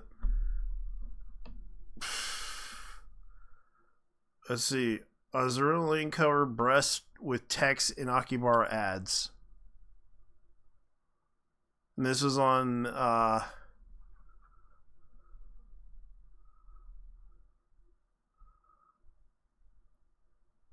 Stellar Blade player allegedly discovers areola on heroin model. Damn. Yeah. Tokyo woman arrested for honey trap scam. The condom came off. I gotta read this. The two Tokyo women have been arrested after allegedly conning a Suzuka man they met on a dating app, swindling him for 900,000 yen. 900,000 yen under pretenses of medical expenses. The classic honey trap setup involved a strategy of intimacy, solely a medical emergency, escalating cash demands, and all hallmarks of the well-worn scam, the modern app twist. Yet another reminder of meeting strangers online can cost you far more than just your time. Two unemployed Tokyo women, ages 34 to 31, have been arrested for suspicion of defrauding a man in Suzuka Ward, Shizuoka City. Yeah, for 900,000 yen, roughly $5,800. The scam urges the scheme unsurprisingly unfolds through the dating app. According to police, the woman and the male victim in his 30s met in a person on May 2024. They were straight up in a hotel in Aoi Ward, Suzuka City, where they engaged in sexual activity. Part ways through, the woman suddenly claimed the condom had slapped it off, setting the stage for what would quickly escalate. Basically saying, "Oh, I'm pregnant." Bruh. Oh, on the spot, they demanded cash, which the man handed over, but the demands didn't stop there. Later the same day, again, 2 days later, they contacted the man, insisting they needed additional money for hospital visits, medical care, across transactions, total damage reaching up to $5,800 yen dollars. The scam might have continued indefinitely if the man hasn't finally grown suspicious. After being hit with 2 repeated follow-up requests, "My stomach hurts. I needed to see the doctor." He filed the police report in June, and investigators eventually tracked down the 2 women using the app communication records.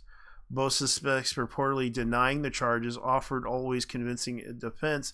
"I don't remember." Police believed the man knew from the start that he was meeting both women, but remained unclear if the pair had been conducting similar out-of-town scams elsewhere.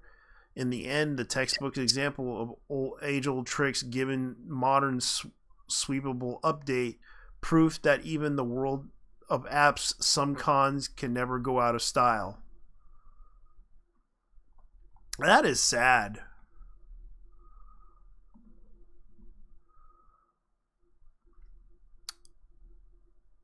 Let's see what else happened. Take-Two, DEI, and LGBTQ mentions from the annual report, blah, blah, blah.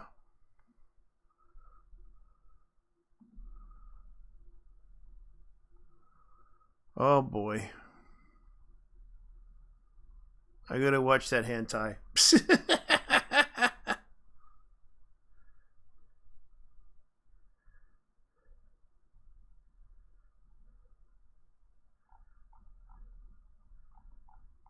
Because that was a dark ass anime.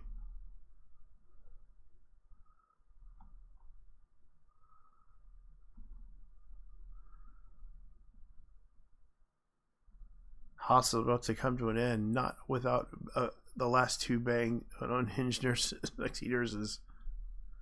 I gotta watch that hentai. The new Koibashi Chino made dragon goods boast naughty network. Ooh. Let me see what else they have. Let's see. Azura Lane covers breast with text with Akihabara ads. This is another thing that popped up that's so funny. So, in the land of near-naked anime figures, literal titillating billboards, Azur Lane's latest ads in Akibara decided to play it coy, covering the characters' breasts and oversized blocks of text because apparently this is the moment for modesty. Akibara, the legendary center for anime access and unapologetic fan service, have seen a lot over the years. Scantily-clad virtual idols towering banners of lingerie deep draped in waifus. And yet, somehow, Azur Lane's newest ad campaign decided was now the time to rein things in. The ad plastered around Akibara featured the game signature busty characters, but with one additional: the breast areas are covered up in big, bold block text. Fucking astronaut, I swear. Yeah, it's unclear whether this was marketing decision, precaution against potential complaints, or just artistic choice, but the results of the head scratcher, after all, the same neighborhood where far racier ads in the events have been proudly displayed without flinching. Yeah, I remember. DDD. DXD. Remember that anime? High School DxD. Yeah. The thing is, Astronaut is the very definition of a gunner game. Yep. I hate using that term, but it is the only. And I mean that in a good way. Yeah, so now they're trying to cover it up because I saw the news about this a while back, and for some reason, I can see why they're doing this because of the ads that are on bus stops and everything. They caught a guy on camera trying to kiss it. I'm not joking. What? And that's probably why Japan is creeped out about that stuff, because the otaku fan base it doesn't hold back, and I guess they decided to do that. Japan is caught. Yeah, and that's the thing. Like, it's weird how they're trying to do that. It's like they're trying to. I guess they're trying to cover up now because they want nothing to do with that otaku fan base, but to prevent them from, that's fucking retarded. Googling a bunch of because the countless Akibara stores closed after declaring a state of emergency. This is like back in last year. It's Akihabara, dude. Yeah. It's a ground zero. Yeah, for otaku culture and toys. Dude, it's Mecca. It's fucking Mecca. Yeah, it's the Mecca of otaku culture. And now they're covering up stuff. That's a come to a Hooters to see women who are dressed in church clothes. Yeah. I can't help but laugh at this. This is ridiculous. You know what's crazy? What else is there? Let me see what else is the news. You know what? You know what's crazy? Speaking of Hooters, there was a report saying that Hulk Hogan might possibly be acquiring the Hooters franchise. If he does, he'll be thanked. Dude. But he'll probably call it Hulk Hogan's Hooters. No. Dude straight up wants to buy Hooters. Well, he'll be rich. I want this to happen. I want the Hulkster. Yeah. To actually buy it. People still are pissed off at him. And it's like, I get it. I could give zero fucks about him saying the N-word. Yeah. I could care less about that too. Like, I get it. Like, people have issues with him, but this would probably redeem him.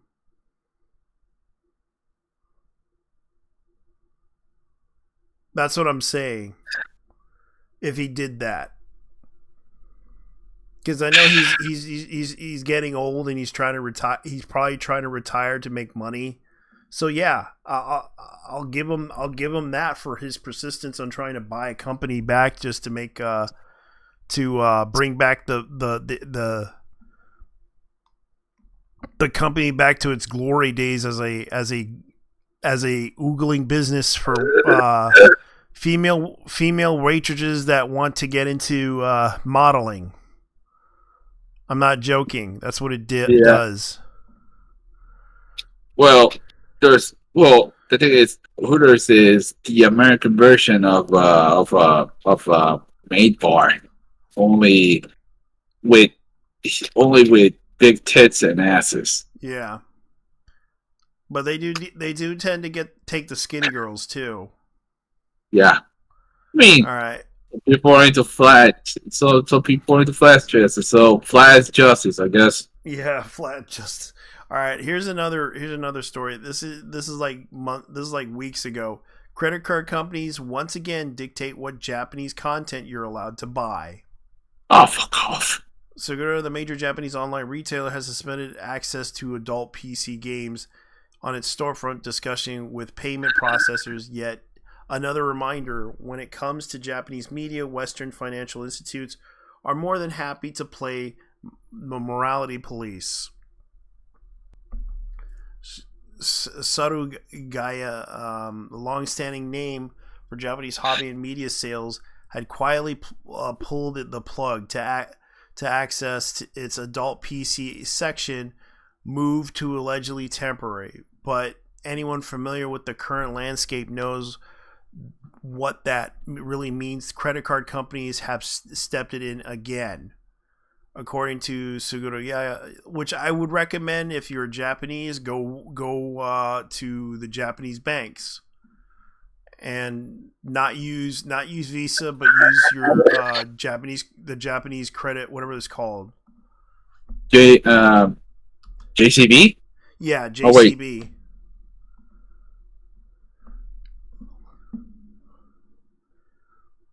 Yeah, it was JCB. Yeah, which allows them to pay for that, I believe. But the problem is, I guess JCB isn't that popular because Visa and MasterCard are both companies that are popular with banks these days. But it's sad that Japanese companies, like this is kind of thing, taught us anything to discuss with Visa and MasterCard trend tend to end with content disappearing in digital storefronts, scrambling to appease vague, overshifting guidelines dressed up as moral standards. When in reality, because other website services dropped into support for Western credit cards, including Melon Books, Toranoana, Unex, Fanza, Fantia, Nico Doga, and Gachu. The pattern of unmistakable international financial giants have increasingly dictating what kind of media Japanese creators can sell by extension, and what the global fans are allowed to buy, all under the guise of protecting someone or somewhere from potentially offensive drawings.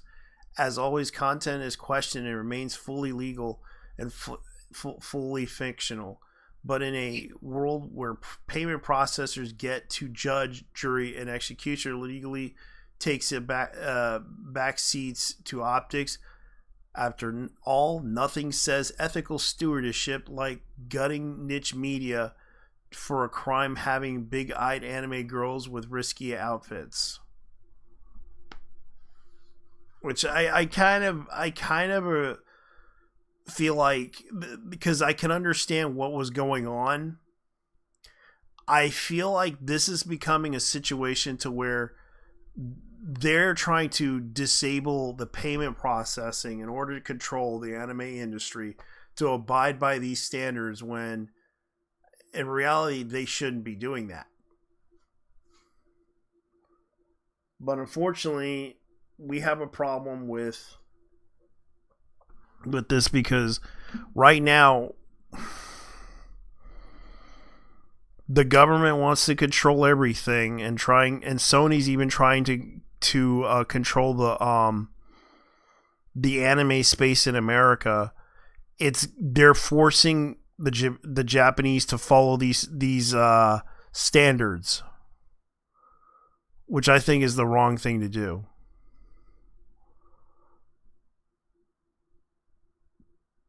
But the funny thing about it, people brought up the whole situation with OnlyFans when OnlyFans didn't shut down when the app was called out for selling child pornography. Remember that? And yet Japan questioned them about that, but they didn't bother. They didn't want to admit to that. That they should have canceled those credit. They should have canceled OnlyFans for not enforcing their rules and everything, but yet they allow them to still continue selling content, which tells you what they're siding with. That's pretty much what I know. Yeah, but the credit card companies are gonna be like, fuck these super hats, man. I know. And this is the thing, like, people should understand what's going on. Man.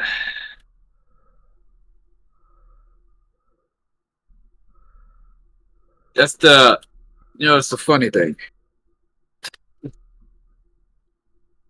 That's the funny thing about these credit companies are just gonna they're gonna fuck you over regardless. I know.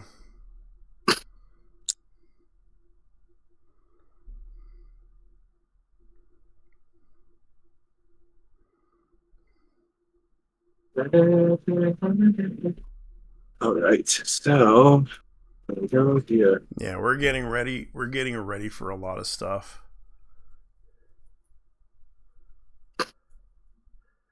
We're getting ready for a lot of political stuff that happened with the anime community, and I'm sick and tired of the constant attacks, the constant drama that they're creating. We're sick and tired of that. That's the tourists. Should have kept that shit in Israel. And I'm sick and tired of them attacking people online over petty issues. Like it gets to that breaking point because a lot of people feel that those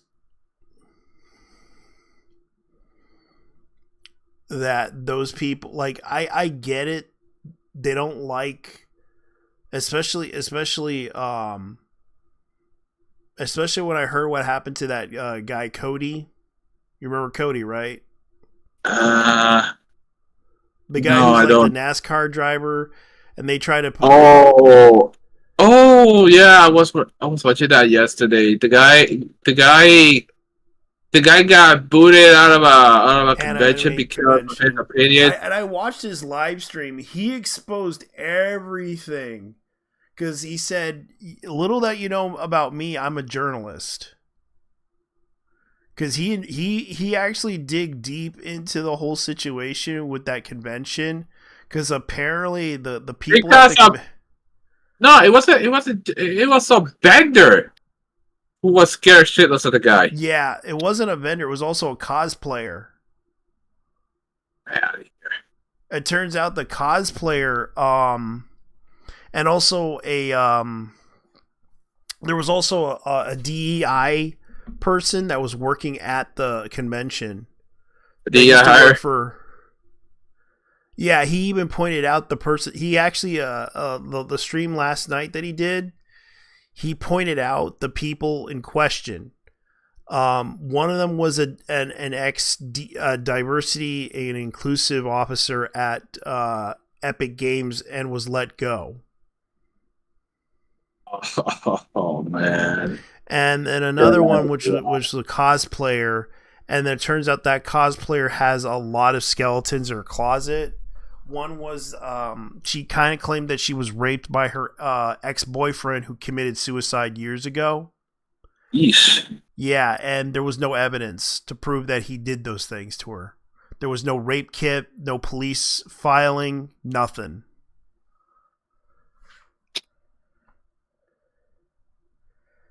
Everyone bought into it, and he killed himself. And this cosplayer was very controversial, very rude to other cosplayers that were that were into the cosplaying community. It was kind of sad.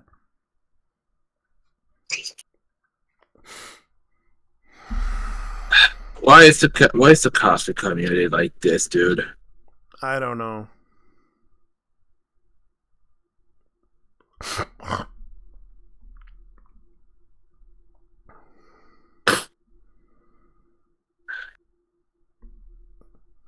That's something I never got to understand. You guys go to these conventions to have fun, and yet these guys, and then you get absolutely shit on by a bunch of retards. Yeah. Because they got offended by some things you said online. Yeah, they even went after you remember that whole Corey Kenshin incident? Yes. The Corey Kenshin incident was stupid. They accused him for looking at a woman, which was stupid. Yeah. I'm just like, she was there with him. She did his hair, he did his braids and everything, and you're getting upset with him for looking at her. Wow. Such fucking losers. They deserve to be called out for being this stupid.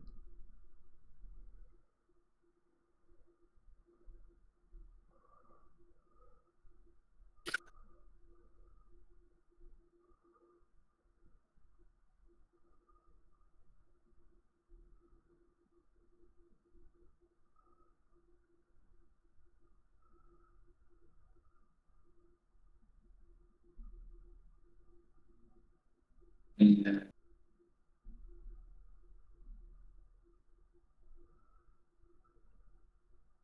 Right. But yeah, it's ironic. I've never been to a convention. And yet I've been to a few conventions. You even went to one in NYC. Yeah. New York Comic Con? Yeah. Man, that was pretty big. It was okay.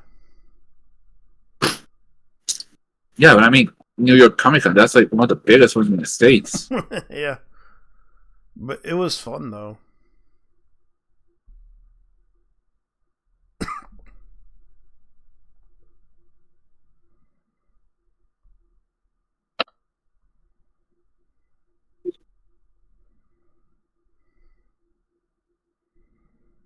Yeah, that's the thing. Like, I'm trying to figure out what to do. There's not much going on except people are talking about Morrowind remake. Actually, they were talking about the remake. Oh, the Elder Scrolls Morrowind remake, and how fucked up it looks. Yeah.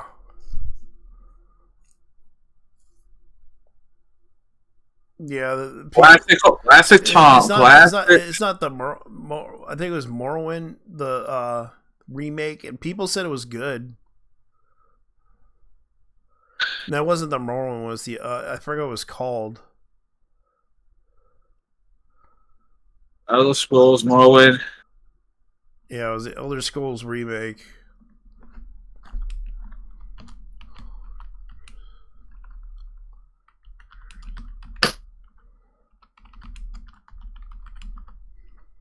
Oblivion. That's what it was. Oblivion. Sorry. Oblivion.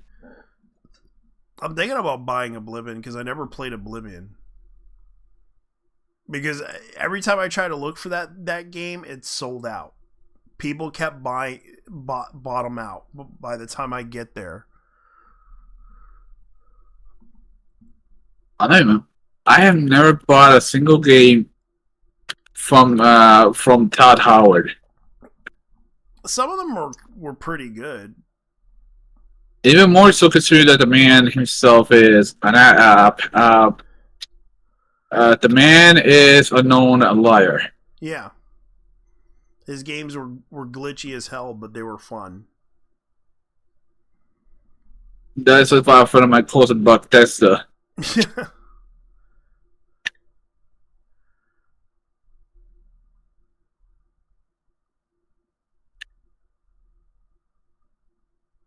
Yeah, let me see what I could do here. That's just like he calls it Bethesda games. Yeah. But yeah, tell me lies, tell me sweet little lies. Todd, you need to stop lying. You're a habitual liar, bro. Fillian's hips don't lie. What? Yeah, there's a video right here that just... Oh yeah, Camelot, that's his name. 331 was the guy that they tried to cancel him over the convention. Like, it gets to that breaking point of that I kind of agree with his point that diversity inclusion people are just... Because really, they think that everybody out there is out to get them. Like, seriously, out to get them. It's like, dude, I don't even know you. Who the fuck are you? I realize how dumb it is right now. I should have just leave the person alone and let them be. Yeah, but the problem is, giving them an inch, they'll take a fucking mile. I know, and they've been taking everything away from people. It's like, dude, this is stupid. You no. They got upset with this person over a dumb ass thing.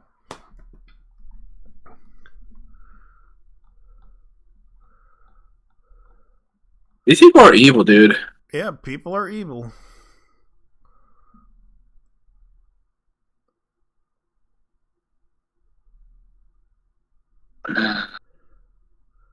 And of course, the whole leaked calls thing was funny. Like, the guy was begging him, "Please don't hurt me. I'm about to lose my house." I'm like, I get it, the diversity inclusion thing, and then they enforce these stupid ideas of if you don't do this, it becomes like when we mentioned the whole cult thing. That's when it pisses off. Oh, didn't he say something about how he was close to Peppa Pig? Yeah, he was, but what happened was he did this picture and did that whole secret code thing that kind of that they're no longer friends. They're no longer friends because I remember he had some picture of Pippa, and then he used that picture of somebody else visiting him at his house. Yeah. And of course, it was crazy what he did. And of course, he did that whole phase connect is gay. Yeah, he did that. Did that whole secret code thing that people were like looking at it going like, oh, phase connect is gay. They're not really friends anymore, and that kind of caused Cody to get, shit on. Although Cody may be hated by Pippa, he's still liked by the community.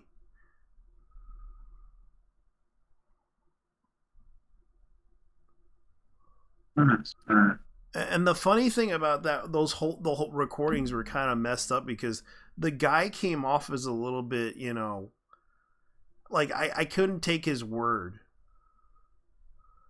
Like he was scared. He was scared to lose business because of the fact that Cody basically told the truth, that the convention wrote me the letter saying that they want to remove me from the convention due to some issues they had with me, calling me problematic.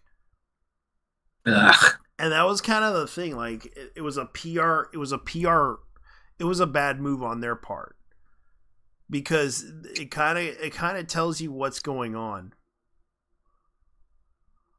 with them. They really didn't, like, he spent,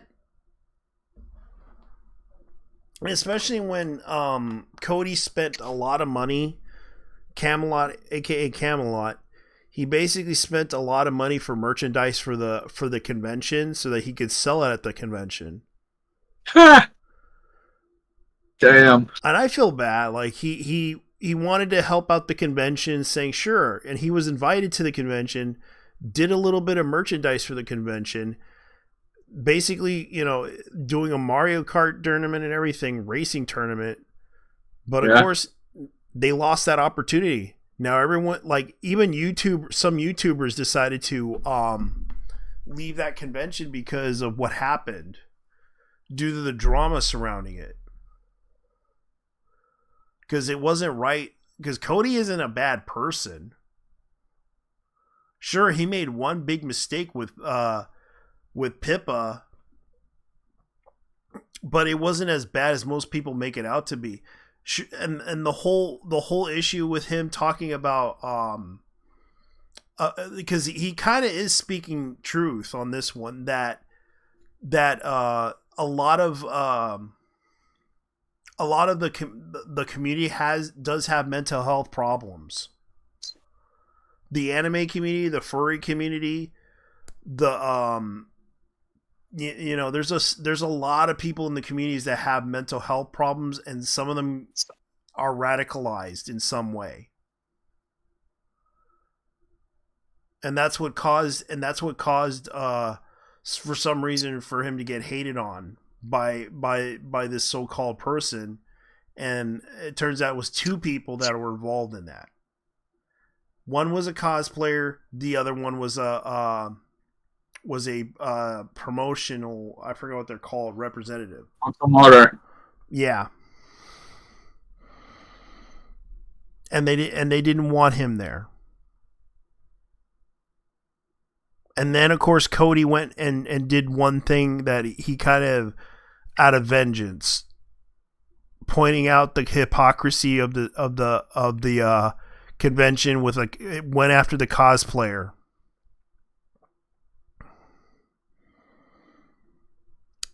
Exposing the cosplayer having a bad, dark past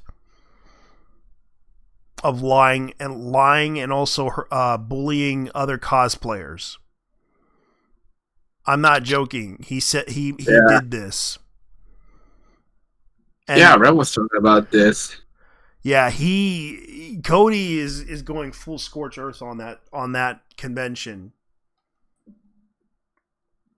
All because the guy cowered in fear. Honestly, I would do a lot worse. Yeah, because he spent a lot of money. He spent a lot of money on the merchandise that he was going to sell at the convention, and plus he was going to he gave up a race for this Gaming Geek Expo thing. Which he's a NASCAR driver. He's and he gave up a schedule to go to this event to help support it and make it grow. Oh, that's what happens when you help. And a lot of people don't know Cody. Cody's a good guy. It's not like he's because I've seen his content before. I remember he did an interview with the Amazon worker that was fired from there during the pandemic. I forgot his name. Let me look him up. Because he was a workers advocate. Cody was a workers advocate because he had a bad experience working at GameStop. And that's how I watched his content, because he talked about how he had the worst experience working at GameStop. working long hours and no good pay.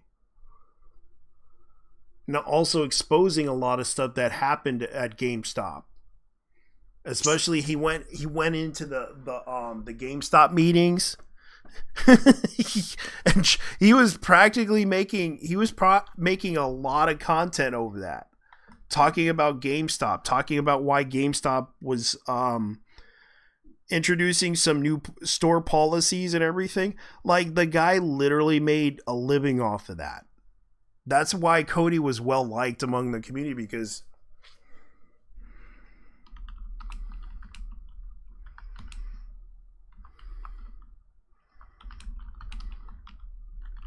yeah, let's find. Huh. Protest. Let me see if I can find him. Oh yeah, the Amazon who led a strike. Chris Smalls. He actually interviewed Chris Smalls.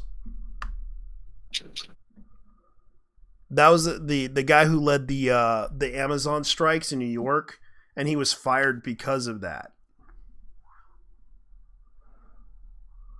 That's Amazon. Well, yeah, and people don't realize Cody is an advocate for workers' rights.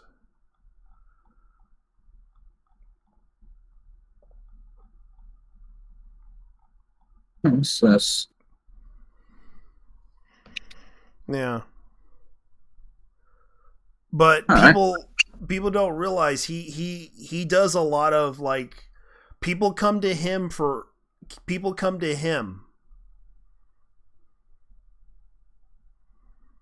and tell their horror stories at work.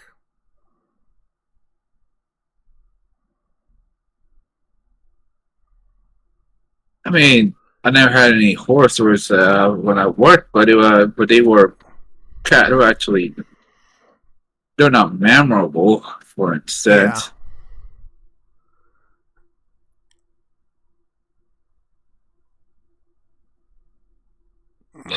That's why a lot of people don't realize that.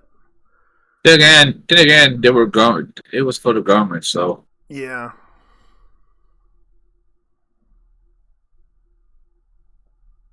Let me see if I can find something, because I know there's a lot of stuff happenings. The Deal Dash scam.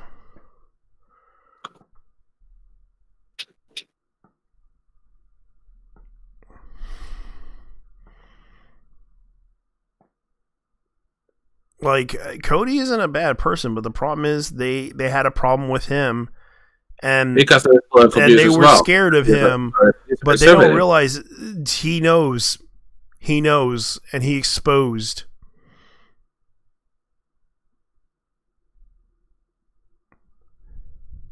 I mean, they hated him because he's a conservative. So he's not really conservative. He said that before. Okay, libertarian then. Yeah, somewhere around that, but in between. Yeah.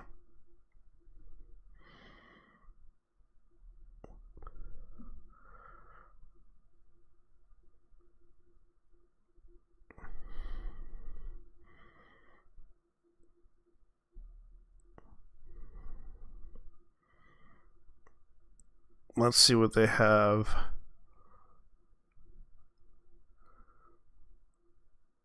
Connor. Rising Stars V card. Jesus.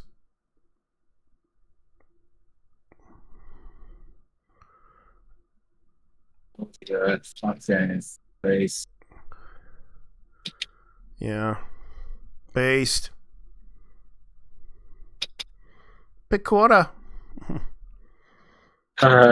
Yeah, I know. Like, I wish they would bring in Pippa for this. I think someone would mod it into that new game.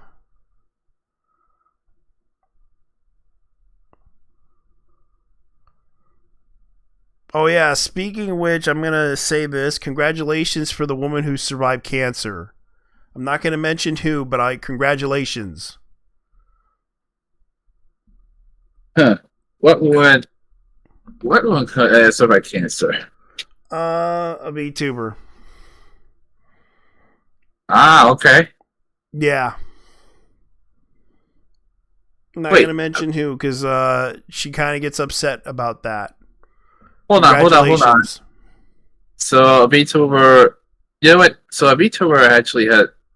Oh, so a VTuber was fighting cancer. Yeah. Wow, Let's just crazy. say it was the cat pissed off. Cat, you know that YouTuber cat in chat. Cat and twat. I mean, I call it cat and twat. Yeah, cat and twat. Basically, was called out by this VTuber for ruining her life because she didn't want to be known as a VTuber who had cancer, and she kind of had to keep it within the community. She didn't want it. She didn't want to be outside the community because of the fact that the whole situation with her having this health issue would escalate to having people follow, because she doesn't want to follow the same mistake as that one VTuber who faked her own death and then claimed that she had all these problems. And then she came back and said, "Oh, I'm still alive." She kind of didn't. She didn't want to take advantage of the whole community for that, and she wanted to remain in her own circle of the community. And I'm not going to mention her name because she doesn't want her name to be out there. She just wants to be known as a content creator, to be respected, not to be disrespected, but earning her own way, and I can respect that. Yeah, better we don't. Yeah, because I know that she doesn't deserve she doesn't deserve the harassment or disrespect that she gets, but she doesn't want people to know her as the person that had cancer. She just wants to be known as a good content creator. And that's kind of the thing. Like, I kind of respect that. And Cat and Chat kind of talked about it, and it kind of turned into she didn't want anyone to know about it. And Cat kind of tried to delete it and said, "I'm sorry about that." Gave her a couple of bucks, and that was it. Oh, please. People like her don't apologize. It just...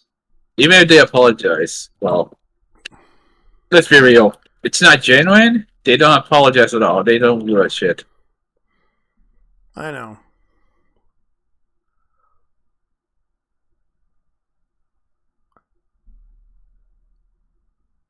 Man, everyone's playing Elden Ring Night Rain. Oh, that's the new DLC, isn't it? Yeah, where it's multiplayer. Huh.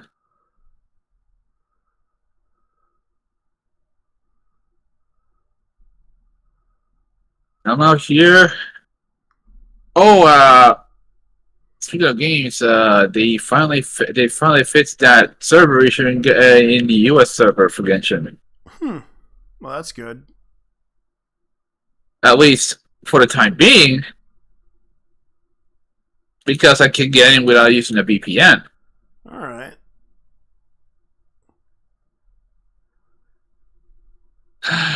Wish I knew that one place though. I'm playing the game. I'm trying to explore this place that this very specific place I'm looking for, and I can't remember. Well, I'll cut to you eventually. You could probably look it up on a guide or something. Yeah, definitely. Yeah, I'm looking it up on a guide. This could be the biggest scandal in gaming. Oh yeah, I remember that game. I saw Which that one? game. It was clipped a while back. Oh, it's this. Oh, by the way, speaking of games, the Nick guy's a warrior incident. My lord, that is crazy. Yeah. That is crazy. Basically, you have a shit top preferring the Chinese market over the global. Yeah. I remember there was a game that was uploaded, and it was an interesting game. Let me see what they're talking about, because I did see this game before, and I guess it's canceled.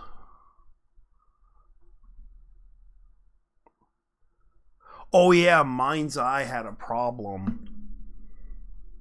The test for Mind's Eye is pretty bad. Leslie, like, it's really bad. Like, people are talking about how bad is it.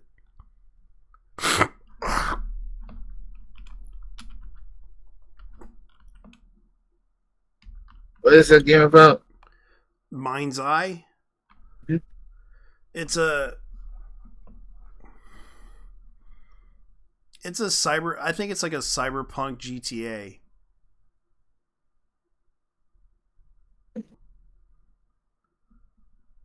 No.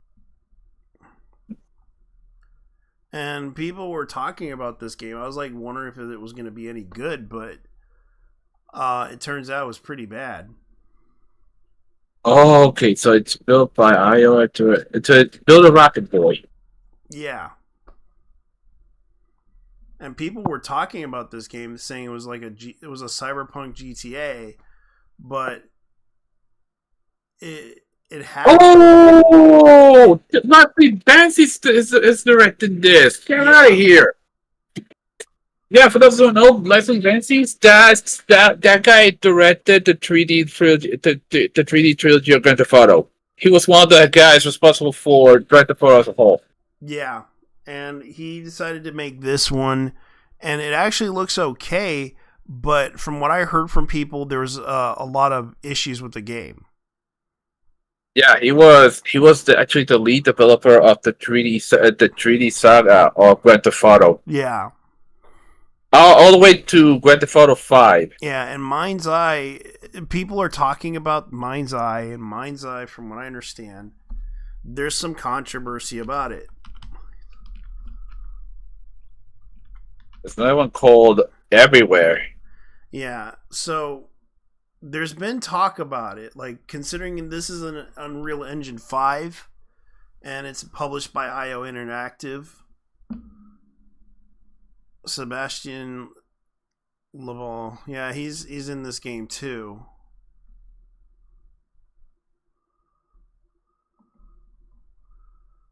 So it says here the game was created as a proof of concept for Everywhere, a game creation tool.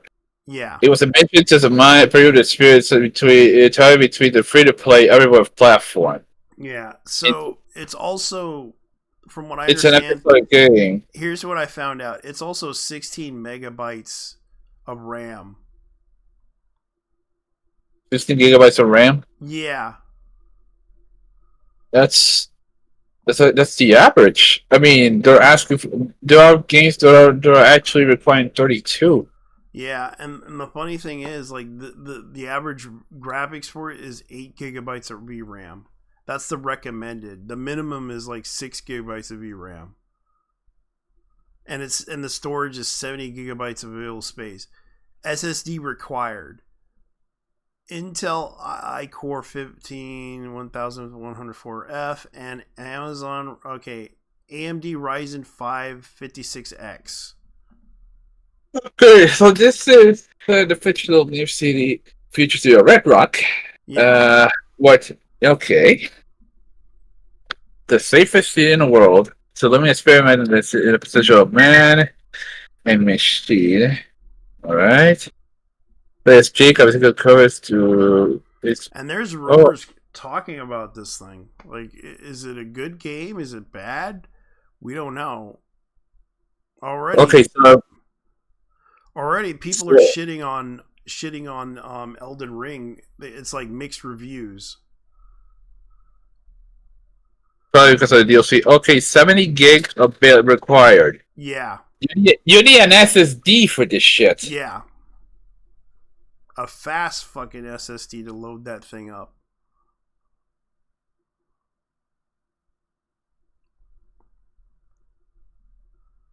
Elden Ring Night Rain. Okay, this is the one. Yep. Okay, so let me check why it's getting mixed review. All the returning bosses got me concerned, but thankfully there is no soldier or godwreck this time. At least we can get past the tutorial now. It's a Dark Souls 2 meets Risk Rain. No two-player mode is kind of cringe, bro. Okay. I got my ass beat, and this shit was still peak. Yeah. Spirit requires 3 players to start. You only have one friend available to play? Good luck playing a rando without potentially give you a run. No boss communications, why? Lack of communication, randomization of POIs. Play the game. 3 to 5 runs, totals around 3 hours, and you pretty much explored. It says here, Nico Yeah. was saying this. Basically a $40 asset flip game. Not worth the asset prices. Yeah. It says loot. If you happen to be playing with a hoarder, you pretty much fought that they take all the stuff. Time constraint each day lasts for less than 15 minutes, so you came in free to check the browser to see what you want to pick out to engage with your teammates. Yeah. Oh, and I hate. Okay, it says here. $40. Yeah. This is worth $40. Consider the fact that this should be like 20. Impossible to make progress without voice chat. Yeah. So it says here you can't. So no 2-player option either. Yeah. What if you do? What if I don't have any friends? You know. What now? They're trying so hard. From somewhere you. Okay.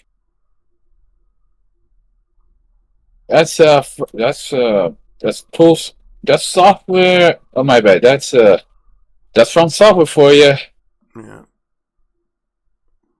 Want to make you bitch. They want to make you bitch, and at the same time they want to. Okay, what is that place? Fuck me. What if it's here?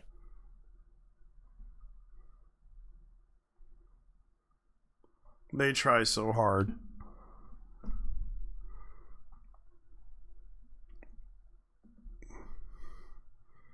Could be a lot worse.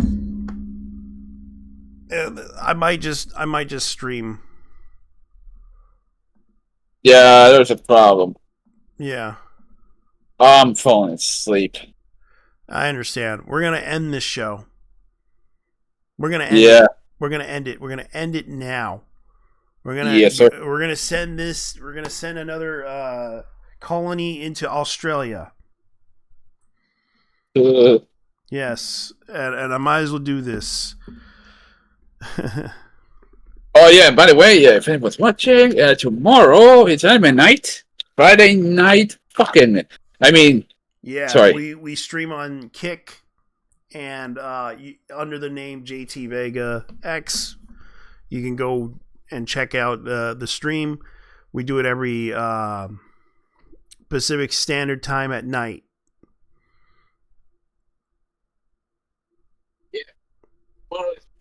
Tomorrow is Friday night fucking. I mean Friday night Bubblegum Crisis. Late night anime.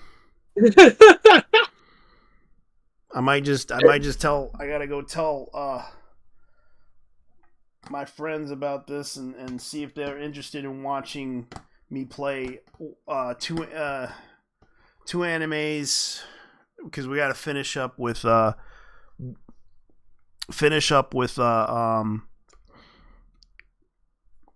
I forgot that anime. Jesus Christ, I keep forgetting. Like, damn it. Bubblegum Crisis. Yes, we got to finish up with that. And then the final topping of this whole thing, when we finish it up, we're going to end it with an anime that I like. It's a great movie. And it's Macross. Do You Remember Love? I'm out. Later. Later, guys. Hopefully you guys will enjoy Friday. Come Friday. We're out. Peace. Smaller. Smaller. Yes. Yes.